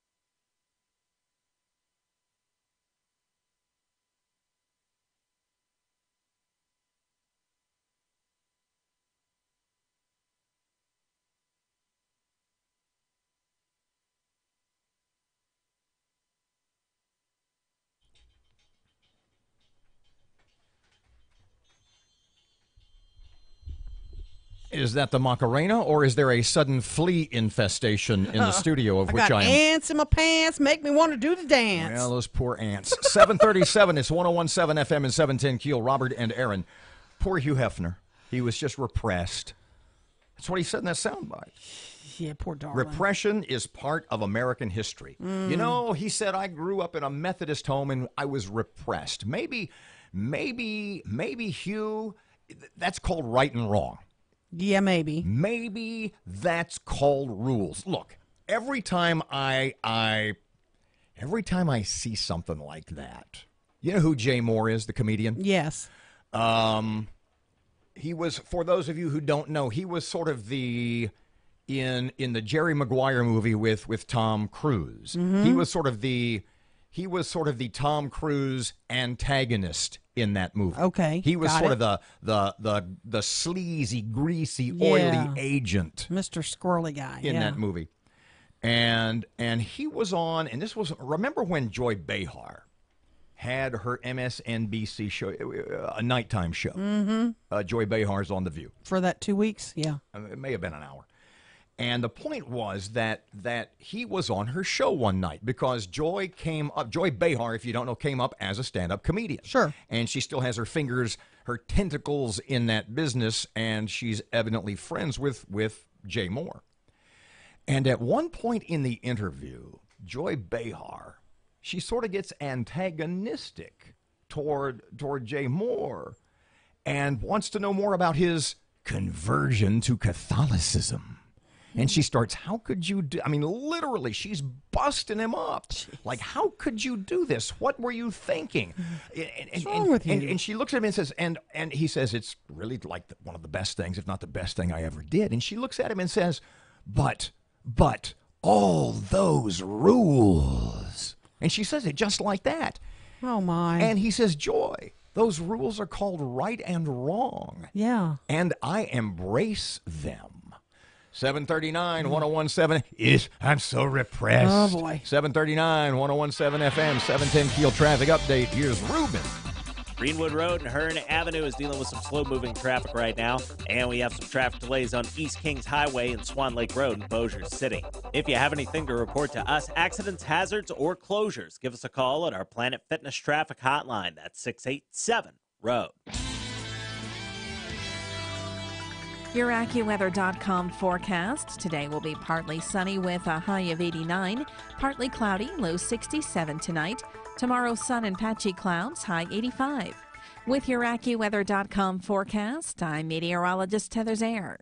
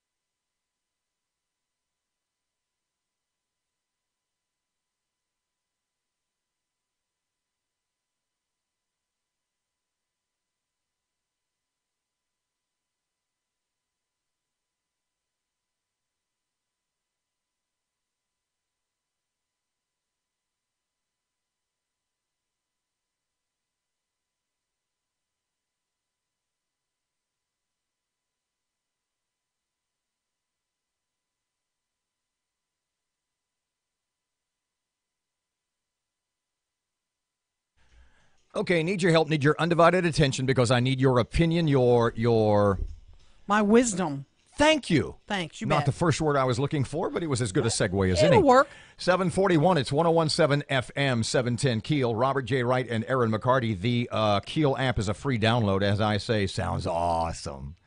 And you know what sounds great?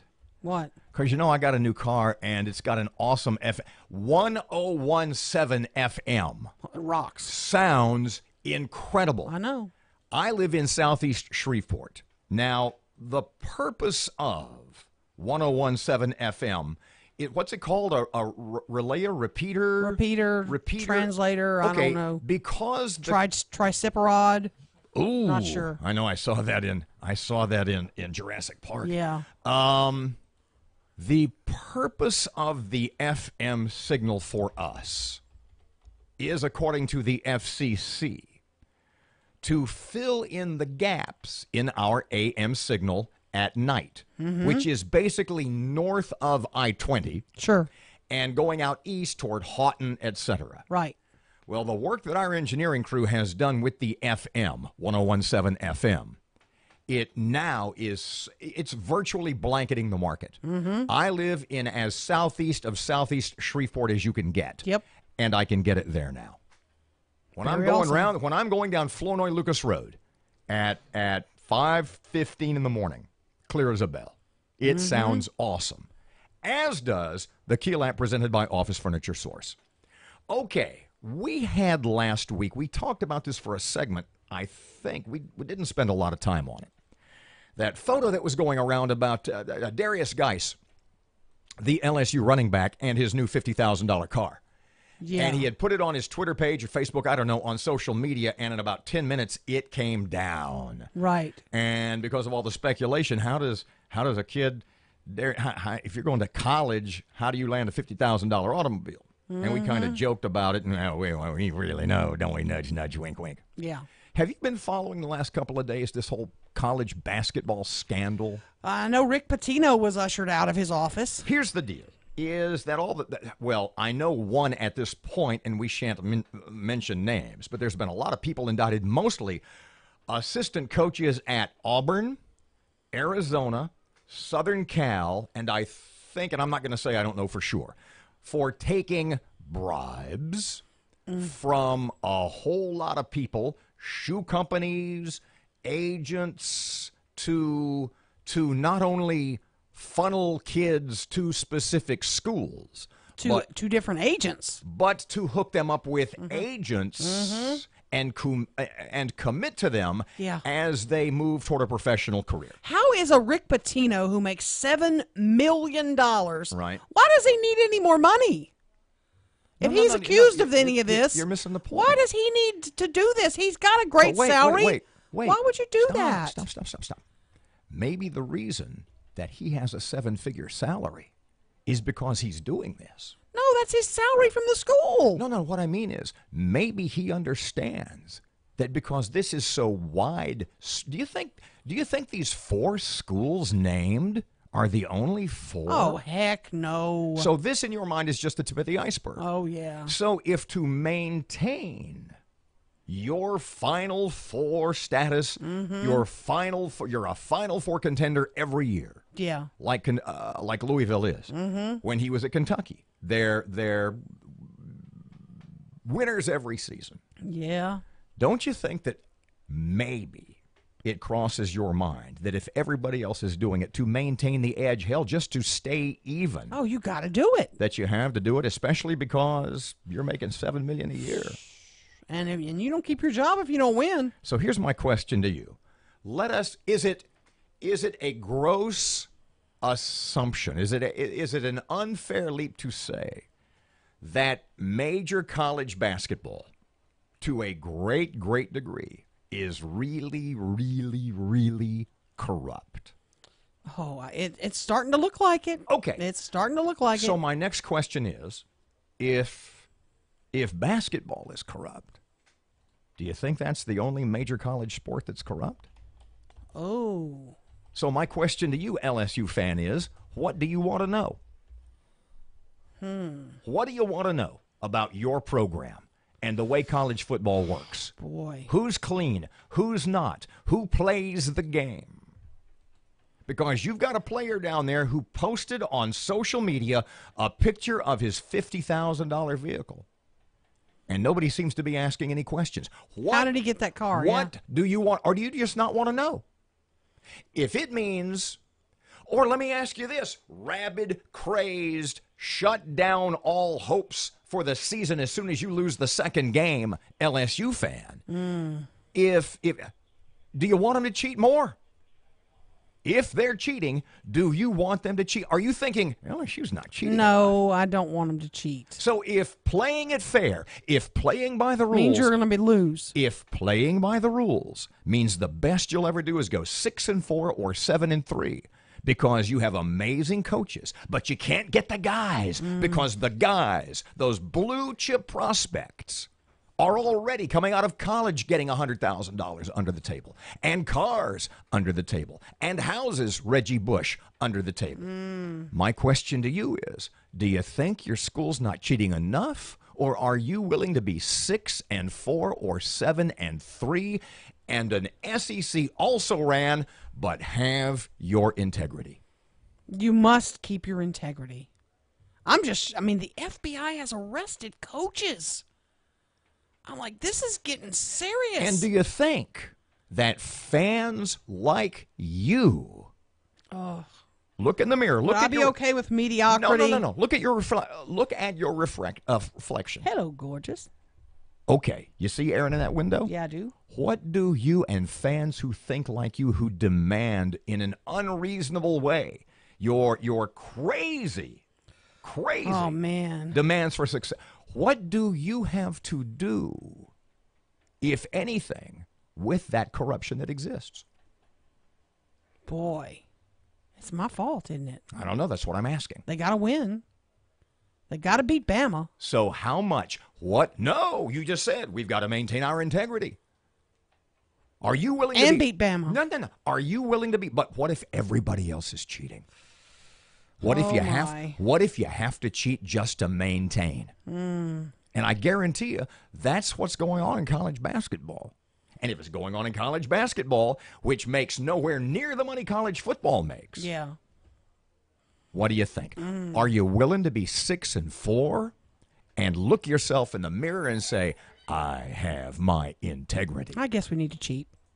748. I think you already are. What? I have a major Godzilla update. I don't know exactly what that. Godzilla! 749. It's 1017 FM 710 Keel. She'll explain when we get back, I promise. Or possibly we can get lucky. I can talk her out of it. Traffic update. Here's Ruben. Greenwood Road and Hearn Avenue is dealing with some slow-moving traffic right now, and we have some traffic delays on East Kings Highway and Swan Lake Road in Bossier City. If you have anything to report to us, accidents, hazards, or closures, give us a call at our Planet Fitness traffic hotline. That's 687-ROAD. Your AccuWeather.com forecast. Partly sunny, high 89 today. Partly cloudy tonight, low 67. Sun and patchy clouds with a high of 85 tomorrow. With your AccuWeather.com forecast, I'm meteorologist Heather Zaire. 749, 1017 FM, 710 Keel. Right now, 71 degrees. Her name is Natalie Laborde. She's from the state DOC. She joins us in the 8 o'clock hour.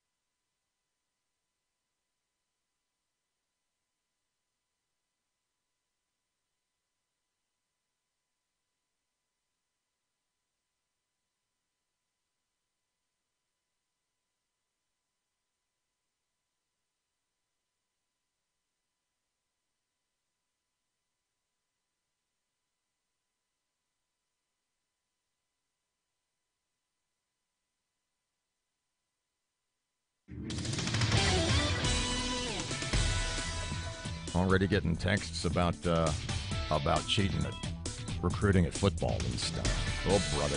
8 away from 8 o'clock, 1017 FM, 710 Keel. Here's Fletch. Good morning from the sports desk of 1130 The Tiger. This is Tim Fletcher. Captain Shreve and Bird get together for their annual grudge match tonight in Lee Hedges Stadium. The district opener for the 3-1 Gators is an opportunity to make it 2 wins in a row over their chief rival. The Yellow Jackets opened league play last week with a loss to Houghton and hope to get back on track and add another win to their side of the scale in what has been a lopsided series. Bird has won 21 of the last 23 meetings and owns a lifetime 24-15 record against Shreve. The game will air tonight on 1130 The Tiger, starting at 7. The Astros finished off a dominant series sweep of the Rangers with a 12-2 win over Texas in Arlington Wednesday night. Jose Altuve reached the 200-hit mark for the 4th straight season, and Justin Verlander fanned 11 to win his 5th straight start since arriving via the trade with Detroit to pace the victory. Carlos Correa added a pair of mashed taters for good measure. Now Altuve is just the 4th right-handed hitter in Major League history with 4 straight 200-plus hit seasons, and he has a chance to be the first player ever to lead either the American or National League in hits 4 consecutive seasons. Also last night, the world champion Cubs wrapped up their 2nd straight division title with a 5-1 win over St. Louis, giving the Northsiders 3 straight trips to the playoffs for the first time since the 1906-08 seasons. They are the first World Series champs to win a division title the next year since the Phillies did it in 2009, and they're the first defending champs to reach the playoffs the following year since the Cardinals in 2012. From the sports desk of 1130 The Tiger, this is Tim Fletcher.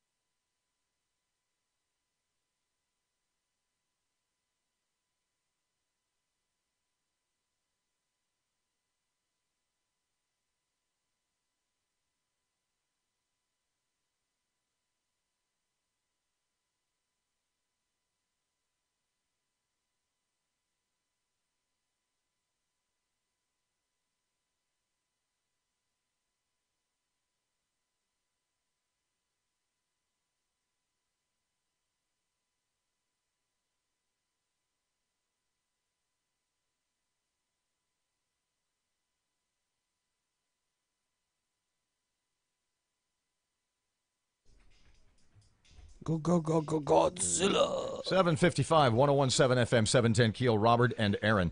Okay, so Mystery solved. Hang on. We have I was wrong and I apologize. Mm-hmm. Obviously, just, all that super brain yoga that I'm doing to refresh my memory is I'm not doing enough of it. Super brain yoga? Super brain. Oh, my bad. Super brain is something else. That's and what I want do. you staying away from it. So we were talking about, well, you got this Godzilla thing. We'll get to that in about 2 seconds. Okay. But we were talking about old 50s bad, scary, like horror movies. Yeah. Well, you call them bad. And they're awesome. But them was Invasion of the Body Smashers. The one I talked about was them, and I thought it was giant spiders, but it was giant ants. Ah. And I said the sound effect was amazing. So this is from the Them movie when the giant ants are coming for you.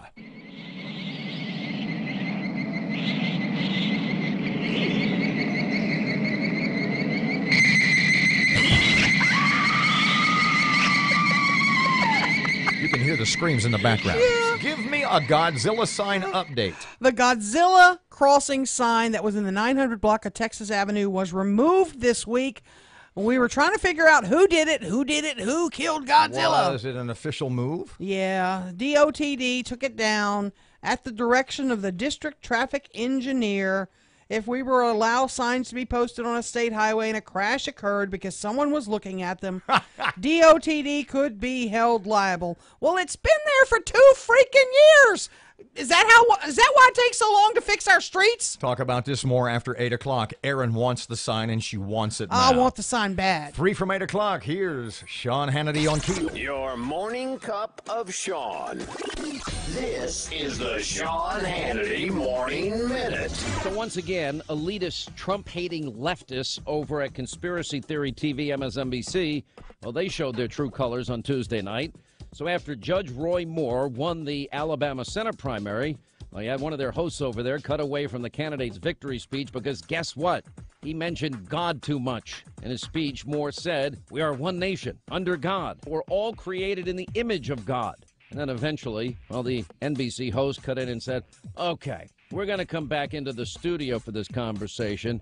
And what I've been told by the control room is that he's been speaking about God. We can't listen to God talk all day. I mean, what are they thinking here? Isn't it that kind of snarky, elitist attitude, out of touch? Didn't that kind of help President Trump catapult him into office?" The conservative underground meets later today on the Sean Hannity Show.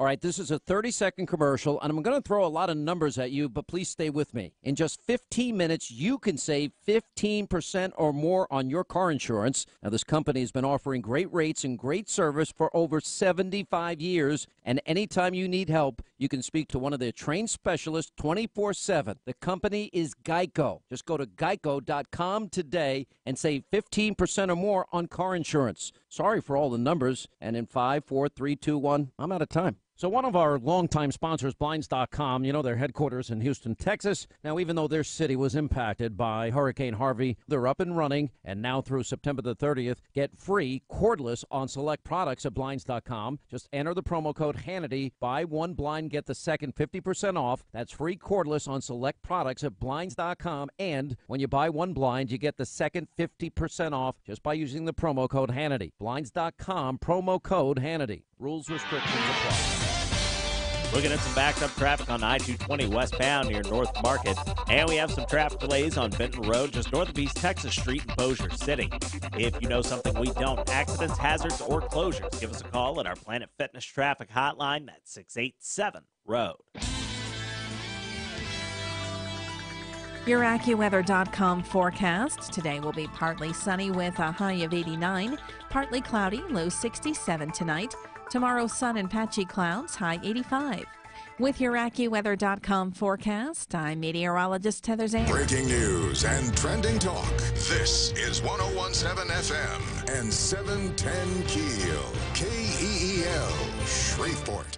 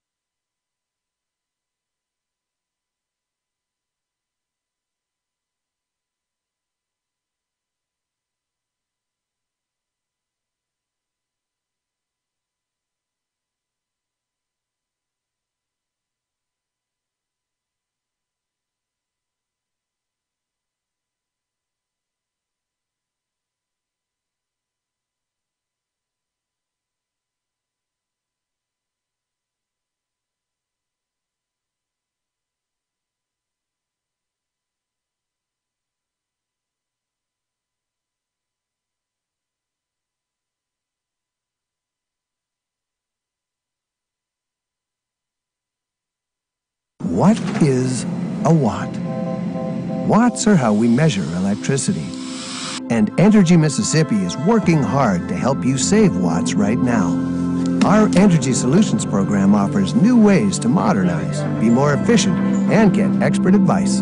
A single watt isn't very big, but saving lots of watts can keep lots of money in your pocket.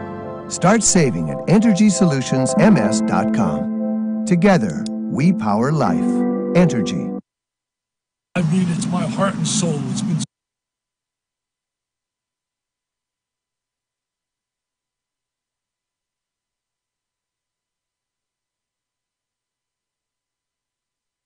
Hi, everybody. Dick Vitale. Hi, everybody. Dick.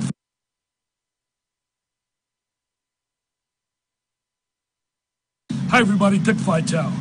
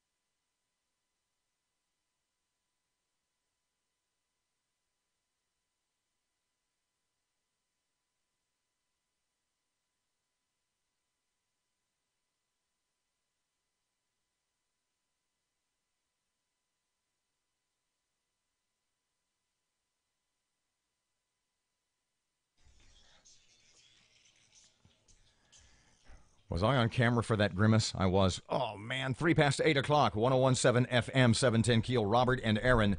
Erin, local news up next. Murder suspects have been caught. We'll tell you more about that. Job losses at Willis Knighton. That's coming up. And the WWE is coming to town. So is the Department of Corrections, sort of. We're going to talk to a young lady named Natalie Laborde. She's with the DOC about the more than 1,000 prisoners to be released. Are they all nonviolent? Depends on your definition of nonviolence. And more on the college basketball scandal from an LSU point of view. Erin's been thinking about this. Fletcher in sports, traffic, and weather. And it's all coming up this hour, and it's right here on Keel.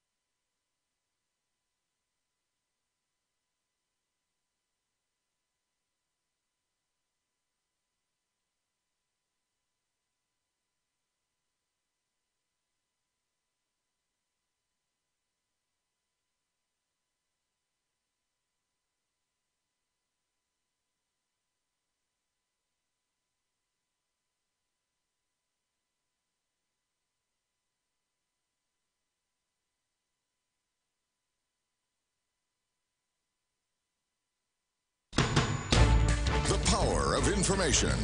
Keel News now. There are reports this morning that the man and woman wanted for killing an elderly Shreveport woman have been caught in Texas. KSLA is reporting Roy Narcisse and Kiana Williams have been captured in San Angelo, Texas.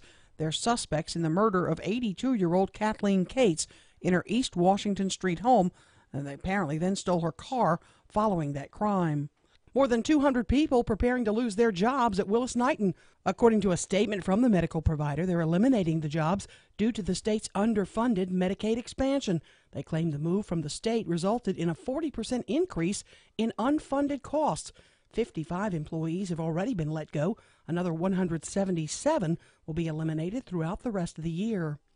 Playboy magazine founder Hugh Hefner has died at the age of 91. In an interview with Fox's Jamie Colby, Hef talks about his upbringing and his first and second marriages. I think that because I was raised in repression, because I was I tried the traditional way with a marriage, and the marriage didn't work. Tried it a second time late in life, and that didn't work. And I gave both a very real and very good effort. Hef married Mildred Williams in 1949. He was married to Kimberly Conrad in 89, the Playmate of the Year, who was then 27. Pro wrestling returning to Bossier. Matt Parker with that. The WWE will be returning to the CenturyLink Center on November 20th, the night after one of WWE's biggest annual pay-per-view, Survivor Series. The SmackDown Live roster will be performing at the CenturyLink. The card will feature WWE Champion Jinder Mahal, United States Champion AJ Styles, Tag Team Champions The New Day, future Hall of Famer Randy Orton, and many more. Tickets for the event go on sale through Ticketmaster today using the pre-sale code Bossier. Tickets will go on sale tomorrow to the general public. From 101.7 FM and 710 Keel, I'm Matt Parker. Following a weekend full of controversial protests in the NFL, Caddo and Bossier schools preparing for the possibility of protests at local high school games. Internet rumors and innuendo suggest that at least one school is planning such a protest for their Friday night game. Now, in response to that possibility, both school systems issued statements. Caddo schools say they support the students' right to protest as long as it's peaceful. Bossier schools, however, say their students will stand in solidarity to show respect to the country and those who are sworn to protect it. Meantime, Lieutenant Governor Billy Nungesser tells us he's boycotting New Orleans Saints games and NFL events after several players refused to stand during the national anthem. And they can say what they want. Words are cheap. Actions speak louder than words. And their actions are a disgrace to this country. And for them to say, well, I still love this country, but I'm taking a knee during the anthem, you can't have it both ways. Nungesser, Louisiana's top tourism official, told Keel News he finds players kneeling or sitting during the anthem un-American and disgraceful. The state has started a donation drive to help Hurricane Maria victims in Puerto Rico. Governor John Bel Edwards says Puerto Rican officials say the island is on the brink of a humanitarian crisis if help doesn't arrive. Mike Steele with the Governor's Office of Homeland Security and Emergency Preparedness says residents are encouraged to donate several items. Baby diapers, non-perishable formula, baby wipes, bottles and nipples for babies, and also feminine care products. Louisiana's health department suing more than a dozen pharmaceutical companies, accusing them of worsening opioid abuse in the state. The lawsuit filed in Baton Rouge says the drug manufacturers used marketing tactics that misrepresent the dangers of long-term opioid abuse. A longhorn bull from Oklahoma with a record horn span of more than 8 feet has been sold for $165,000 at the Fort Worth stockyards. The bull, named Cowboy Tough Checks, was sold on Friday. Buyers say they'll use him for breeding, and that even though there are more than 100 other longhorns there, he'll be the VIP of the ranch. Partly cloudy. We could see some showers starting to move in late in the day. High about 92. Right now, 74. I'm Erin McCarty on 101.7 FM and 710 KEEL.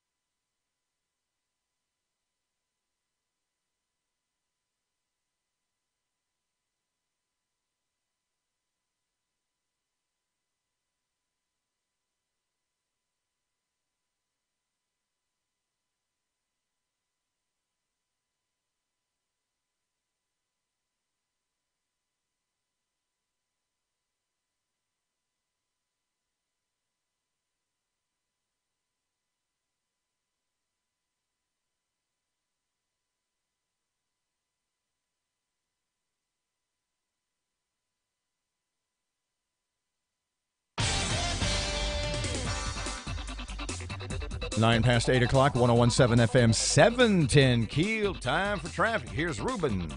Terry Bradshaw Passway eastbound near Linwood Avenue is dealing with some slow-moving traffic right now. And we're still keeping a close eye on that backed-up traffic on I-20 westbound near Spring and Market. It's backed up past Airline Drive right now. If you have anything to report to us, please give us a call at our Planet Fitness traffic hotline. That's 687-ROAD.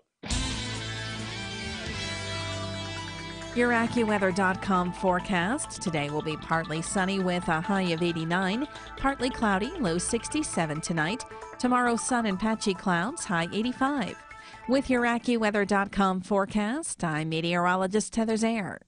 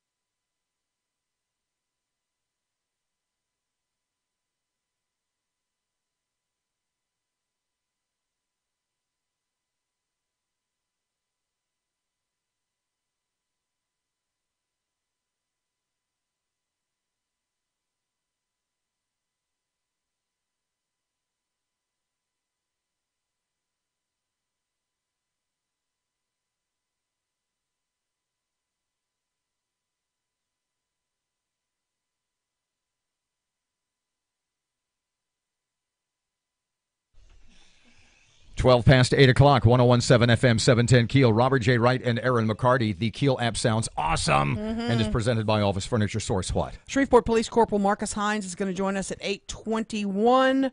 The murder suspects have apparently been caught in San Angelo, Texas. Quick work, thank goodness. now let's get him back and here. he'll And be let's on in go a to couple, yeah. about 10 or 15 minutes. We'll find out more about the circumstances of the capture. So Good did you news. Think, did you think about my question? Give me the question one more time, because I'm not doing your brand yoga or whatever it is. These revelations, how college basketball is fraught with corruption. Mm-hmm. And we're going to play the Dick Vitale cut here in just. In fact, let's play the Dick Vitale. All right. Basketball announcer, a basketball announcing legend. He is. I love Dickie V. And with everything coming to light about the shoe companies and the agents paying off assistant coaches. I mean, the FBI's arrested at least 4 coaches. And coaches and players getting money, hundreds of thousands of dollars. This can't be. Look, let's play Dick Vitale. Okay. Then I'll tell you what I think. Then I'll ask the $64,000 question. All right. Hi, everybody. Dick Vitale. I think many of you over the years know how much I love college basketball. I mean, it's my heart and soul. It's been so valuable to me in my life. It's given me a life that's exceeded any dream, Hall of Fame status, etc. But let me tell you, I was crushed today. Crushed when I heard the story today with the FBI making charges against 4 assistant coaches, people involved, agents, shoe companies, etc., illegally. Well, let's say this. They're certainly innocent until proven guilty.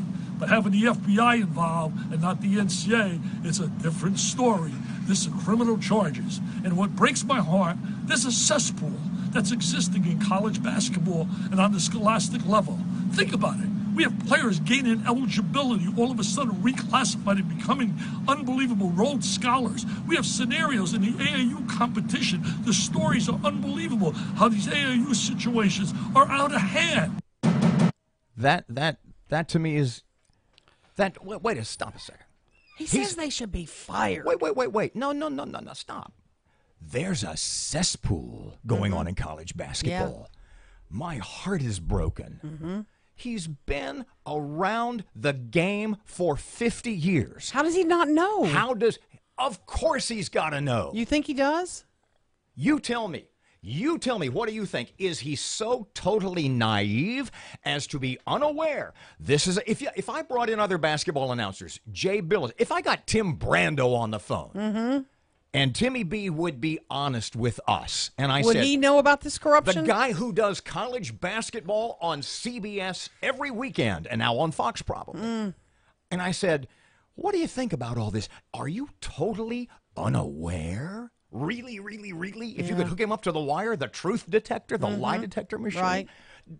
Dick Vitale, is he so incredibly blind and naive? Is he the only guy who doesn't know? Or is he feigning outrage and disappointment? His heart is broken. It's a cesspool. Where the hell have you been?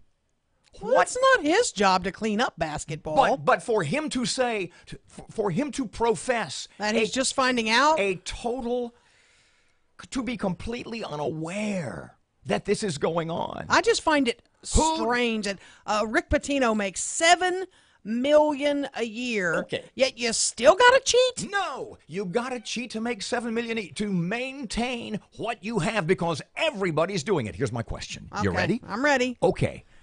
To assume that only college basketball is corrupt makes you as naive as Dick Vitale would seem to be. So one has to assume that this kind of corruption, which seems to have infected college basketball, has to indeed have infected other college sports. The one sport in particular that makes even more money than college basketball. And that is your beloved football. So let's not be Dick Vitale. College football is squeaky clean. Take off the blinders, take off the blindfold, and assume for the moment that not only a few schools cheat, but that probably most of them do. Now, we're not going to argue. We're not going to debate right now. Are there too many rules? Should players be paid? Above the table, that's not what we're going to debate. Okay. My question to you is this. Knowing now what's coming out about college basketball and college sports. Right. Knowing what you really, really in your heart know about college sports, specifically in this case football, You, crazed LSU fan, you have a choice. Okay. Okay? Do you want to... Stop. This is a no-brainer. Do you want to know in your heart, do you want to know beyond the shadow of a doubt that your beloved LSU Tigers football program are squeaky clean, have 100% integrity, are the most honest and above board and play by the rules college football program in America? And because everybody else is cutting corners, you're going to go 6-4 every year, or 6-5, or 7-5. LSU fan, to know in your heart that you have a program that is honest and fraught with integrity, would you be willing to go 7-5? Or do you just not want to know? Do you want to do the Dick Vitale blinders or blind? Do you just not want the questions answered about Darius Geis's $50,000 car? I want to win. What was that? I would like to win honestly. Wait. No. But I want to win. Say it again.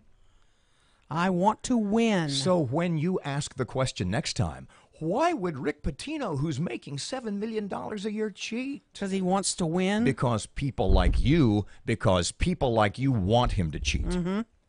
Yeah, definitely. Who's up next? Coming up next, Marcus Hines, the arrest of the suspects in the local murder.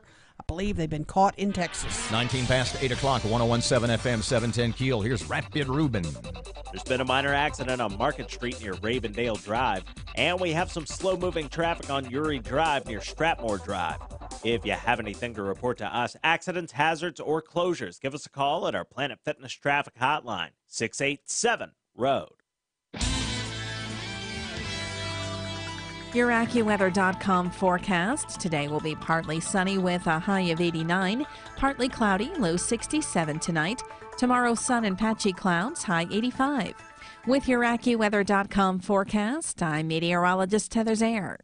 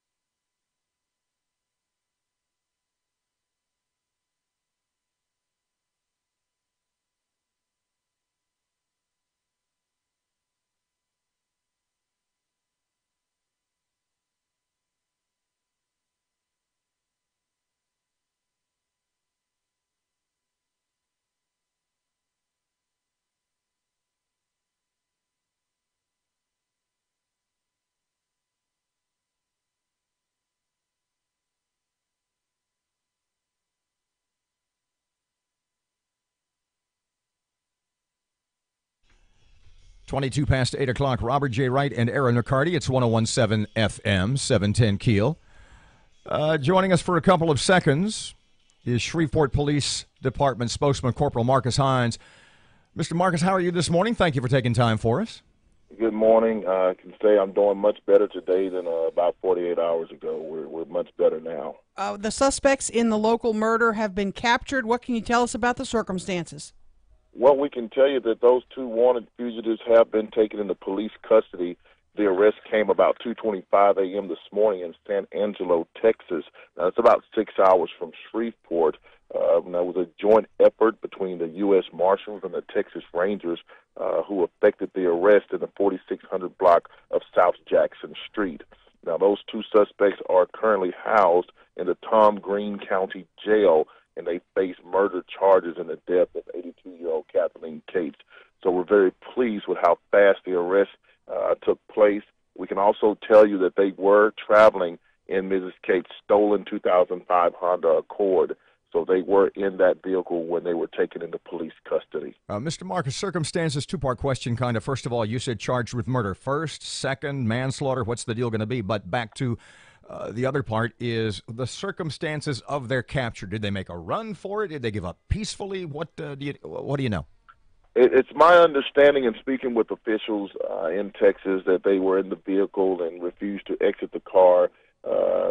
Understand that the windows had to be broken out of the vehicle and they were taken into custody after minor resisting. So still trying to gather all the insight on their actual arrest, but it's my understanding that they did not just say, hey, okay, you got us. How's about the charges? You said charged with murder. What? Let's split hairs a little bit. Well, the warrants that were obtained for the suspects were for second-degree murder with bond amounts of $750,000, respectively. So those are the current charges. They do not face any additional charges from authorities in Texas at the moment. So we do have a team of investigators leaving Shreveport right now, headed to San Angelo to speak with these individuals. Sounds like a pretty grievous crime. Why is it second degree? Can you tell me that? Well, that's what the crime is charged with right now. There's always an option of those charges being elevated. That's something that's worked out between the investigators and the district attorney's office.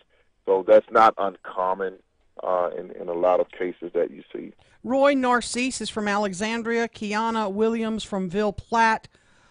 A, do we know what brought them to Shreveport? And then B, any idea why they were in San Angelo? Any connection there?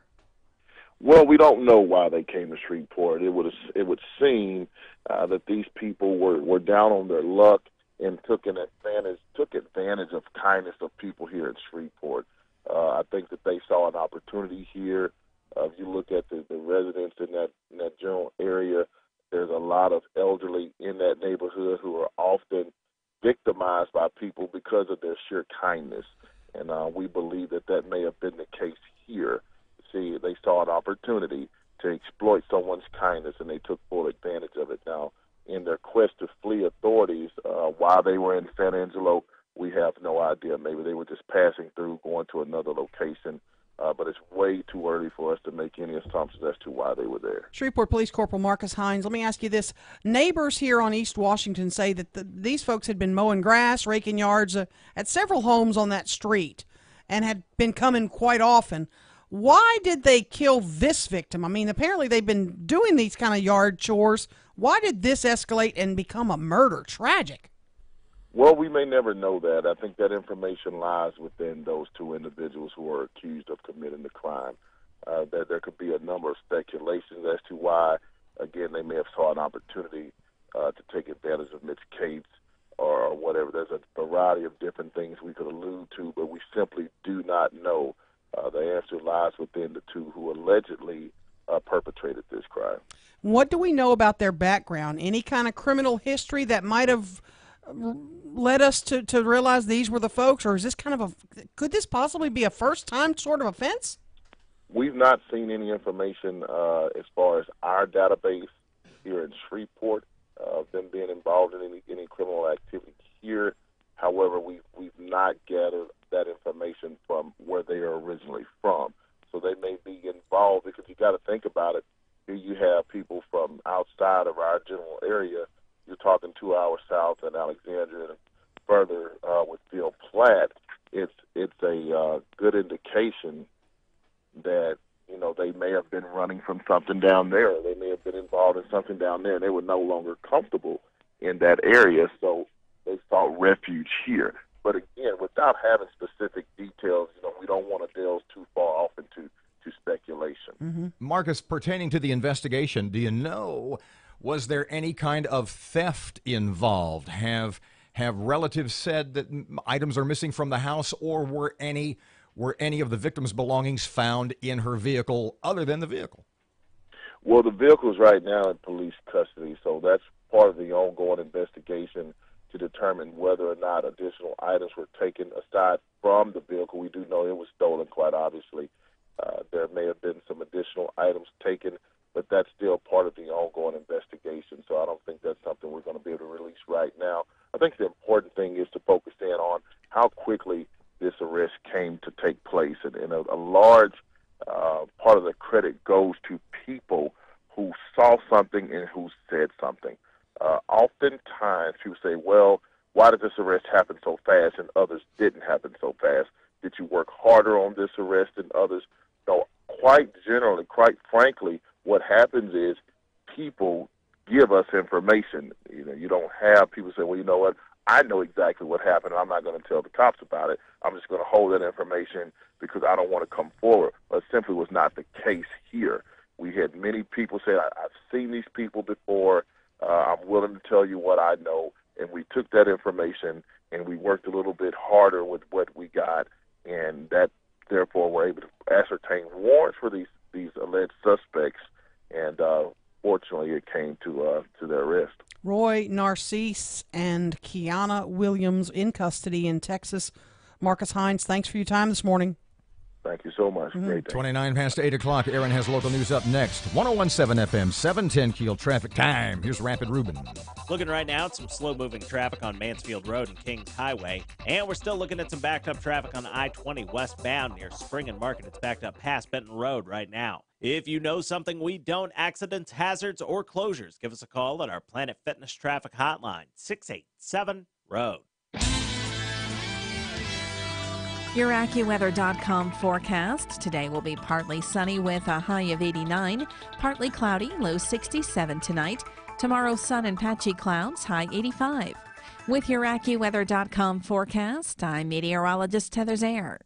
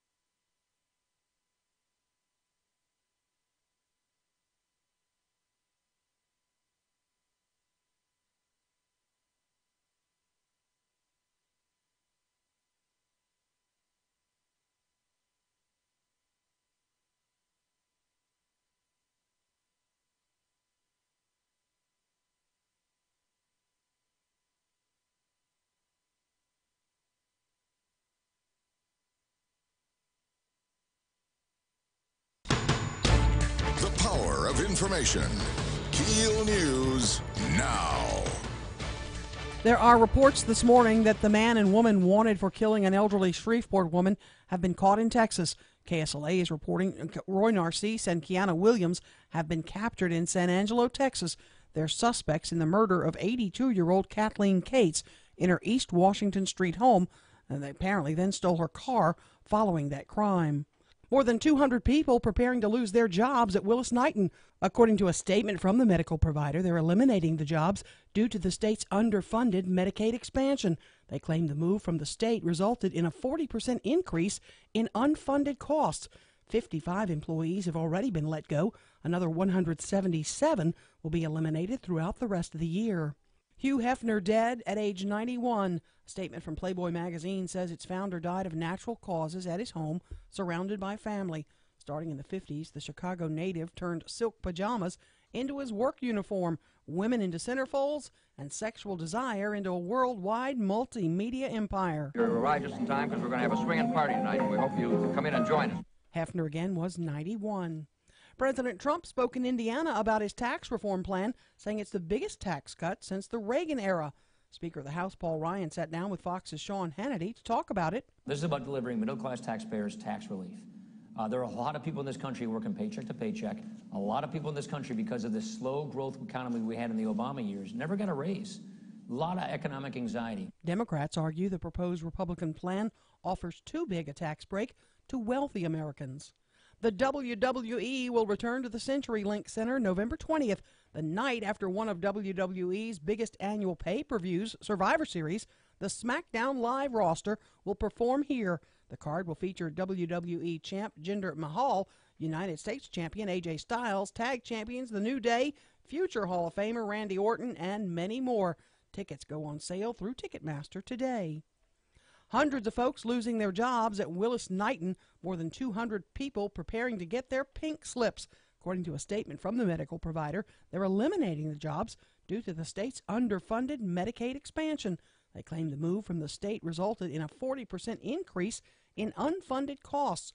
55 employees have already been let go. Another 177 positions will be eliminated throughout the rest of the year. Following a weekend full of controversial protests in the NFL, Caddo and Bossier schools preparing for the possibility of protests at local high school games. Internet rumor and innuendo suggests at least one school is planning such a protest for tomorrow night. Now, in response to that possibility, both school districts issued statements. Caddo Parish school members say that their students have the right to protest as long as it is peaceful. Bossier schools, however, say students will stand in solidarity to show respect to the country and those who are sworn to protect it. Meantime, Louisiana Lieutenant Governor Billy Nungesser says he is boycotting Saints games and NFL events after several players refused to stand during the anthem. You know, my job is to promote tourism, but I also have a right as a citizen not to support any organization or group that does not respect our flag and our country. Nungesser is in Germany promoting our state, and he had plans to see the Saints game at Wembley Stadium in London this weekend, but he now will not attend that game. The state has started a donation drive to help Hurricane Maria victims in Puerto Rico. Governor John Bel Edwards says Puerto Rican officials say the island is on the brink of a humanitarian crisis if help does not arrive. Mike Steele with Homeland Security says there's a list of collection sites on the governor's website. gov.louisiana.gov/Puerto Rico. You can check that link, find out where all the donation sites are at. If there's not one in your parish, maybe there's one in a nearby parish. And back to the NFL controversy for a moment. One youth league in Texas has decided to stay away from all the controversy. They will cancel the national anthem before all their games. Starting Saturday, the national anthem will not be allowed at youth games. That's according to leaders with the Cy-Fair Youth Sports Association in the Cypress, Texas area. Partly cloudy, could see some showers popping up late in the day, high about 92. Right now it's 74. I'm Erin McCarty on 101.7 FM and 710 KEEL.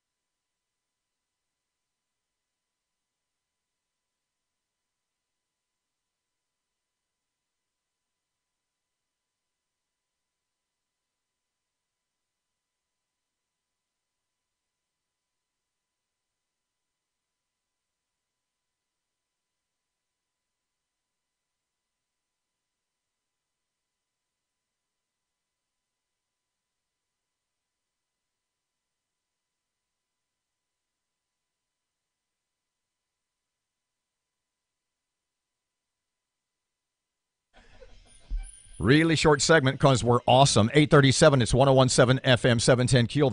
Her name is Natalie Laborde. She's from the State Department of Corrections, and she joins us in just about 4 minutes. Okay, quickly, because of the NFL stuff, and there's kids across the country who look up to these guys who are, in my opinion, disrespecting America and the flag, but that's not what we're going to get into. But as school districts across America are going to be faced with, what are we going to do when all these 17-year-olds who think, ooh, that's cool. Yeah. Did you see what they did on the NFL this week?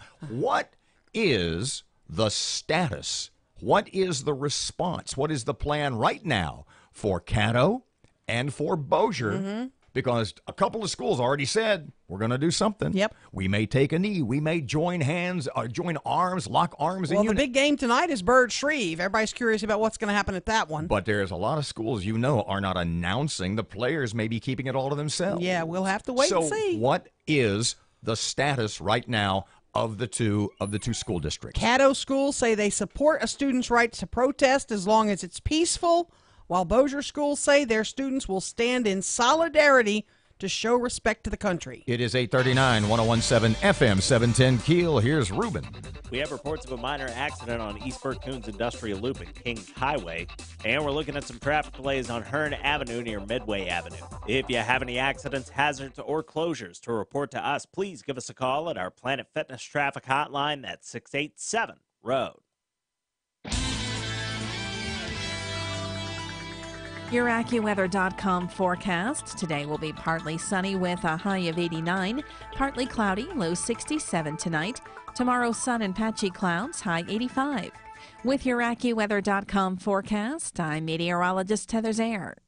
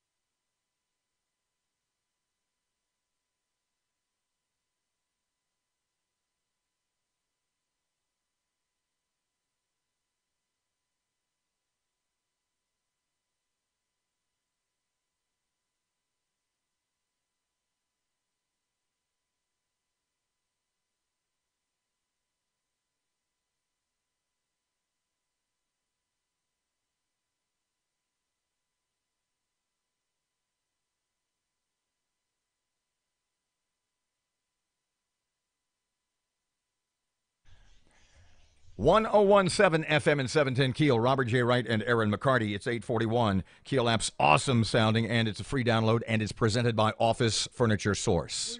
We're joined this morning by Natalie Laborde with the Department of Corrections, Deputy Assistant Secretary at Public Safety and Corrections, correct? Yes, ma'am, that's correct. And I apologize, everyone. I am losing my voice inconveniently.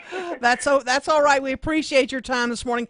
I got a list sent to me of about 1,400 inmates that are set to be released.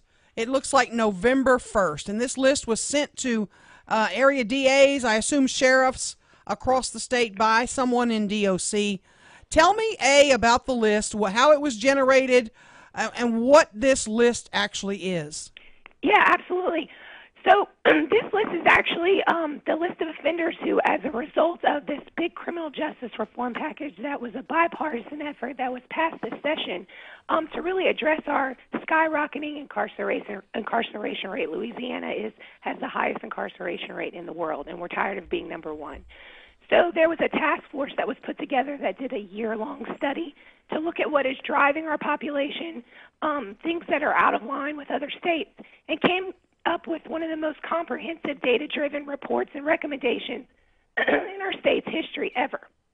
So one of those addresses the time that in offenders who are currently incarcerated, they serve something called a good time rate. So let's say if you're serving for a nonviolent offense and you are given 10 years, the law across the board is you'll serve about 40% of that sentence before you're released onto supervision.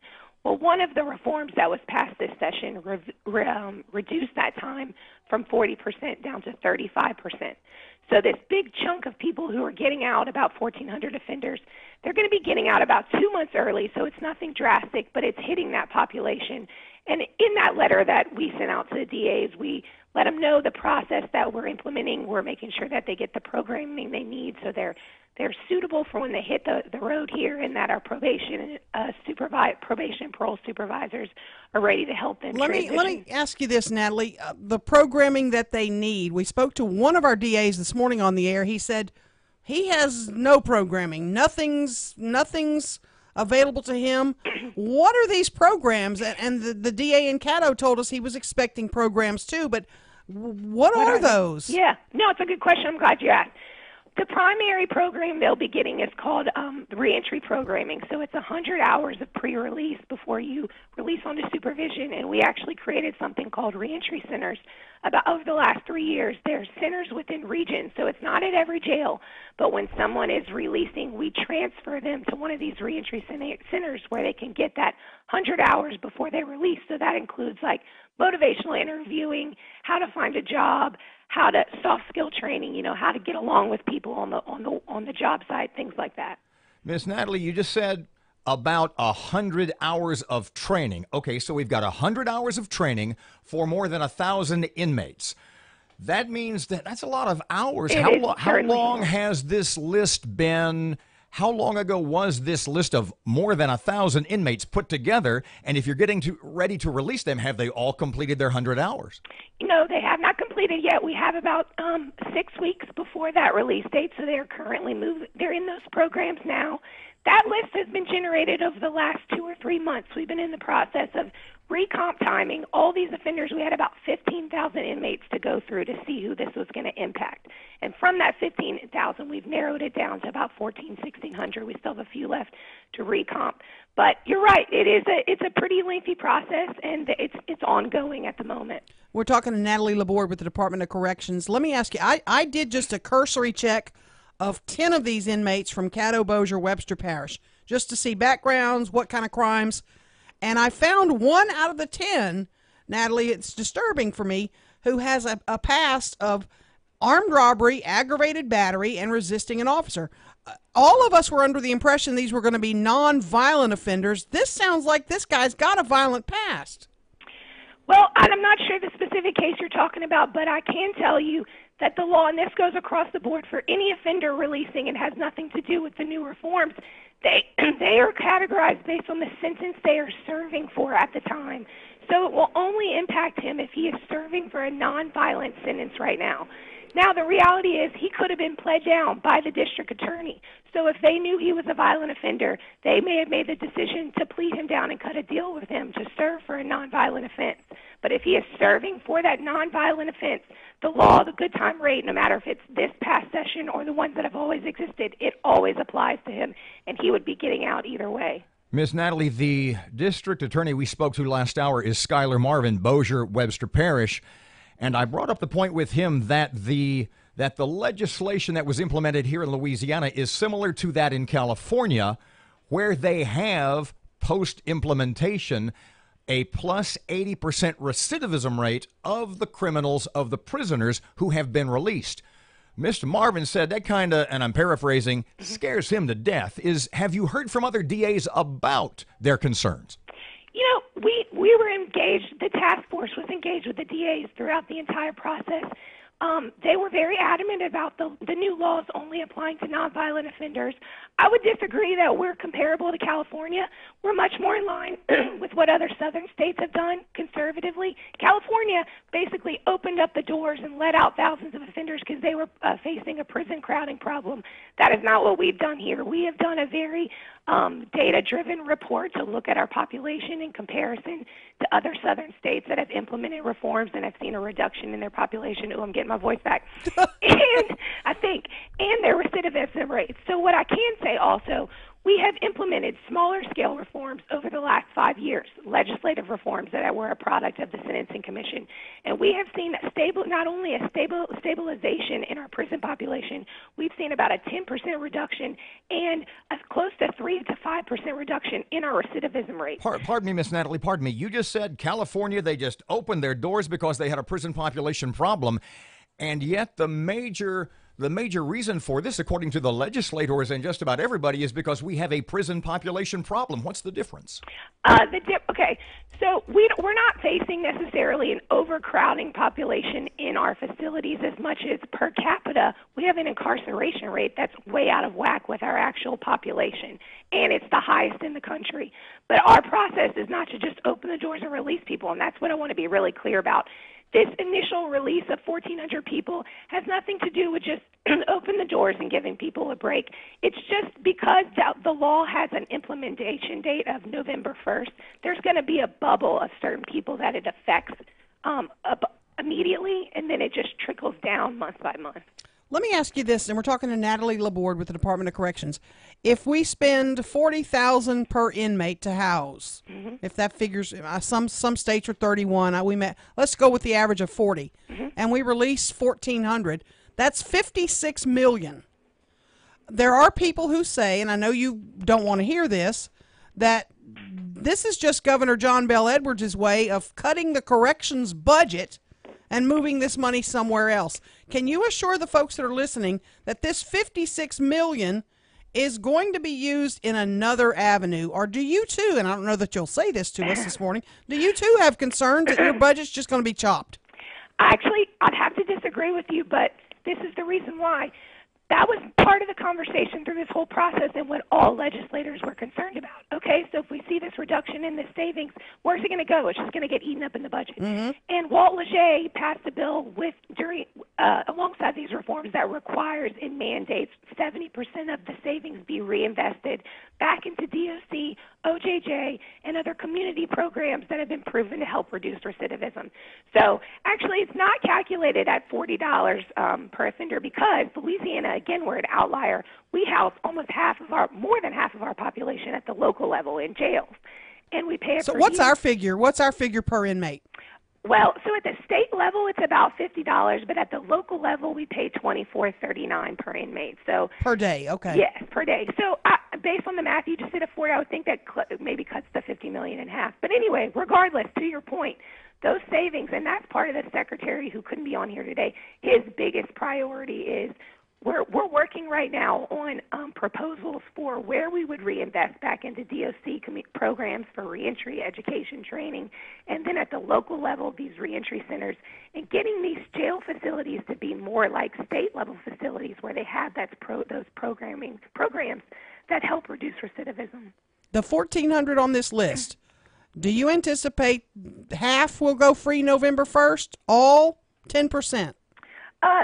The 1,400, those are the initial release. All of those will be released around November 1st. Okay. Is there another phase right after that? No, there's no other large release phase at all after that. Then you'll start to see everything level out in terms of the impact. And then the majority of the rest of the impact is going to be more parole eligibility. So it's the opportunity to go before the board and have a hearing, but they could be denied or granted. Natalie Laborde, thank you so much for your time. You need a shot of whiskey. Thank you. I apologize. I'm embarrassed. Just a little too much karaoke, kid. I had to talk to my father too much last night, actually. Appreciate your time. I hope we can do this again. You were awesome. Yes, ma'am. Thank you. It is 8:52, 101.7 FM, 710 KEEL traffic coming up right now. Here's Rapid Ruben. We have reports of a minor accident on East Burke-Coons Industrial Loop and Kings Highway, and we're looking at some traffic delays on Hearn Avenue near Midway Avenue. If you have any accidents, hazards, or closures to report to us, please give us a call at our Planet Fitness traffic hotline. That's 687-ROAD. Your AccuWeather.com forecast. Partly sunny, high 89 today.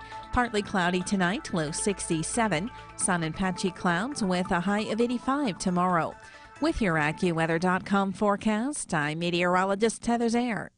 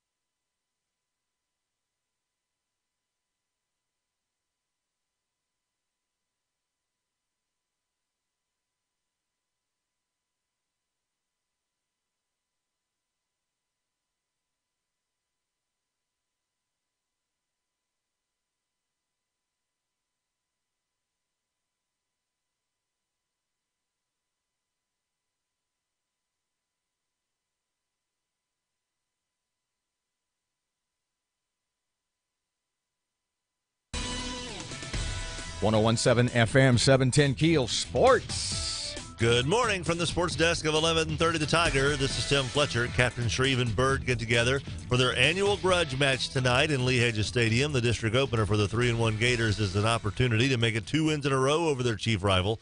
The Yellow Jackets opened league play last week with a loss to Houghton and hope to get back on track and add another win to their side of the scale in what has been a lopsided series. Bird has won 21 of the last 23 meetings and owns a lifetime 24-15 record against Shreve. The game will air tonight on 1130 The Tiger, starting at 7. The Astros finished off a dominant series sweep of the Rangers with a 12-2 win over Texas in Arlington Wednesday night. Jose Altuve reached the 200-hit mark for the 4th straight season, and Justin Verlander fanned 11 to win his 5th straight start since arriving via the trade with Detroit to pace the victory. Carlos Correa added a pair of mashed taters for good measure. Now Altuve is just the 4th right-handed hitter in Major League history with 4 straight 200-plus hit seasons, and he has a chance to be the first player ever to lead either the American or National League in hits 4 consecutive seasons. Also last night, the world champion Cubs wrapped up their 2nd straight division title with a 5-1 win over St. Louis, giving the Northsiders 3 straight trips to the playoffs for the first time since the 1906-08 seasons. They are the first World Series champs to win a division title the next year since the Phillies did it in 2009, and the first defending champs to reach the playoffs the following year since the Cardinals in 2012. From the sports desk of 1130 The Tiger, this is Tim Fletcher.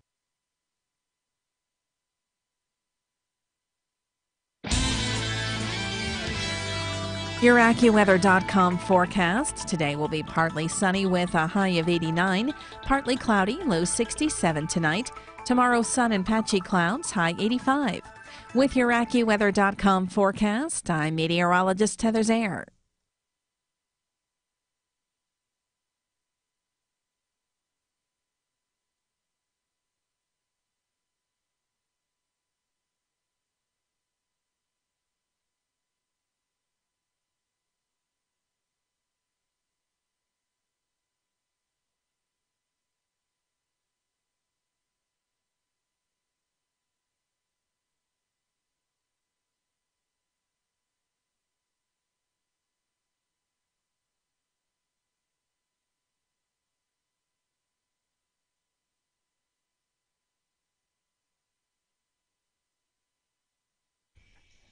Okay, we've got about 30 seconds.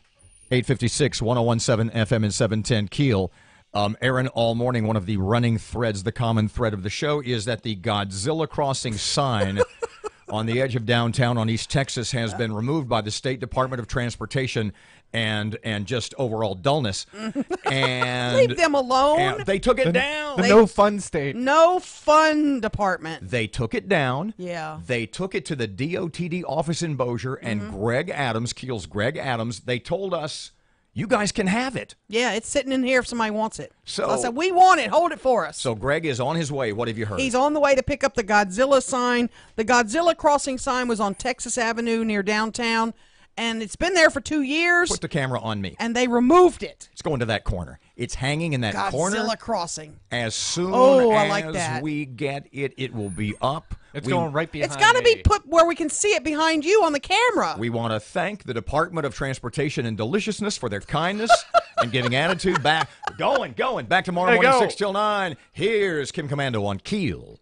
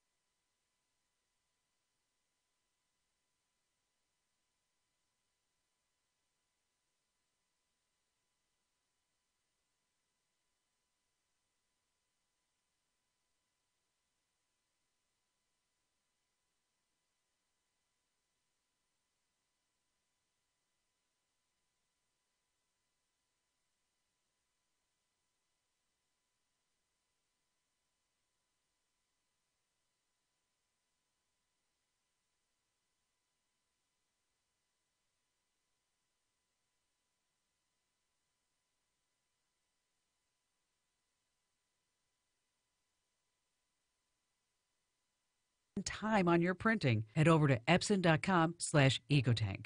Epson, exceed your vision.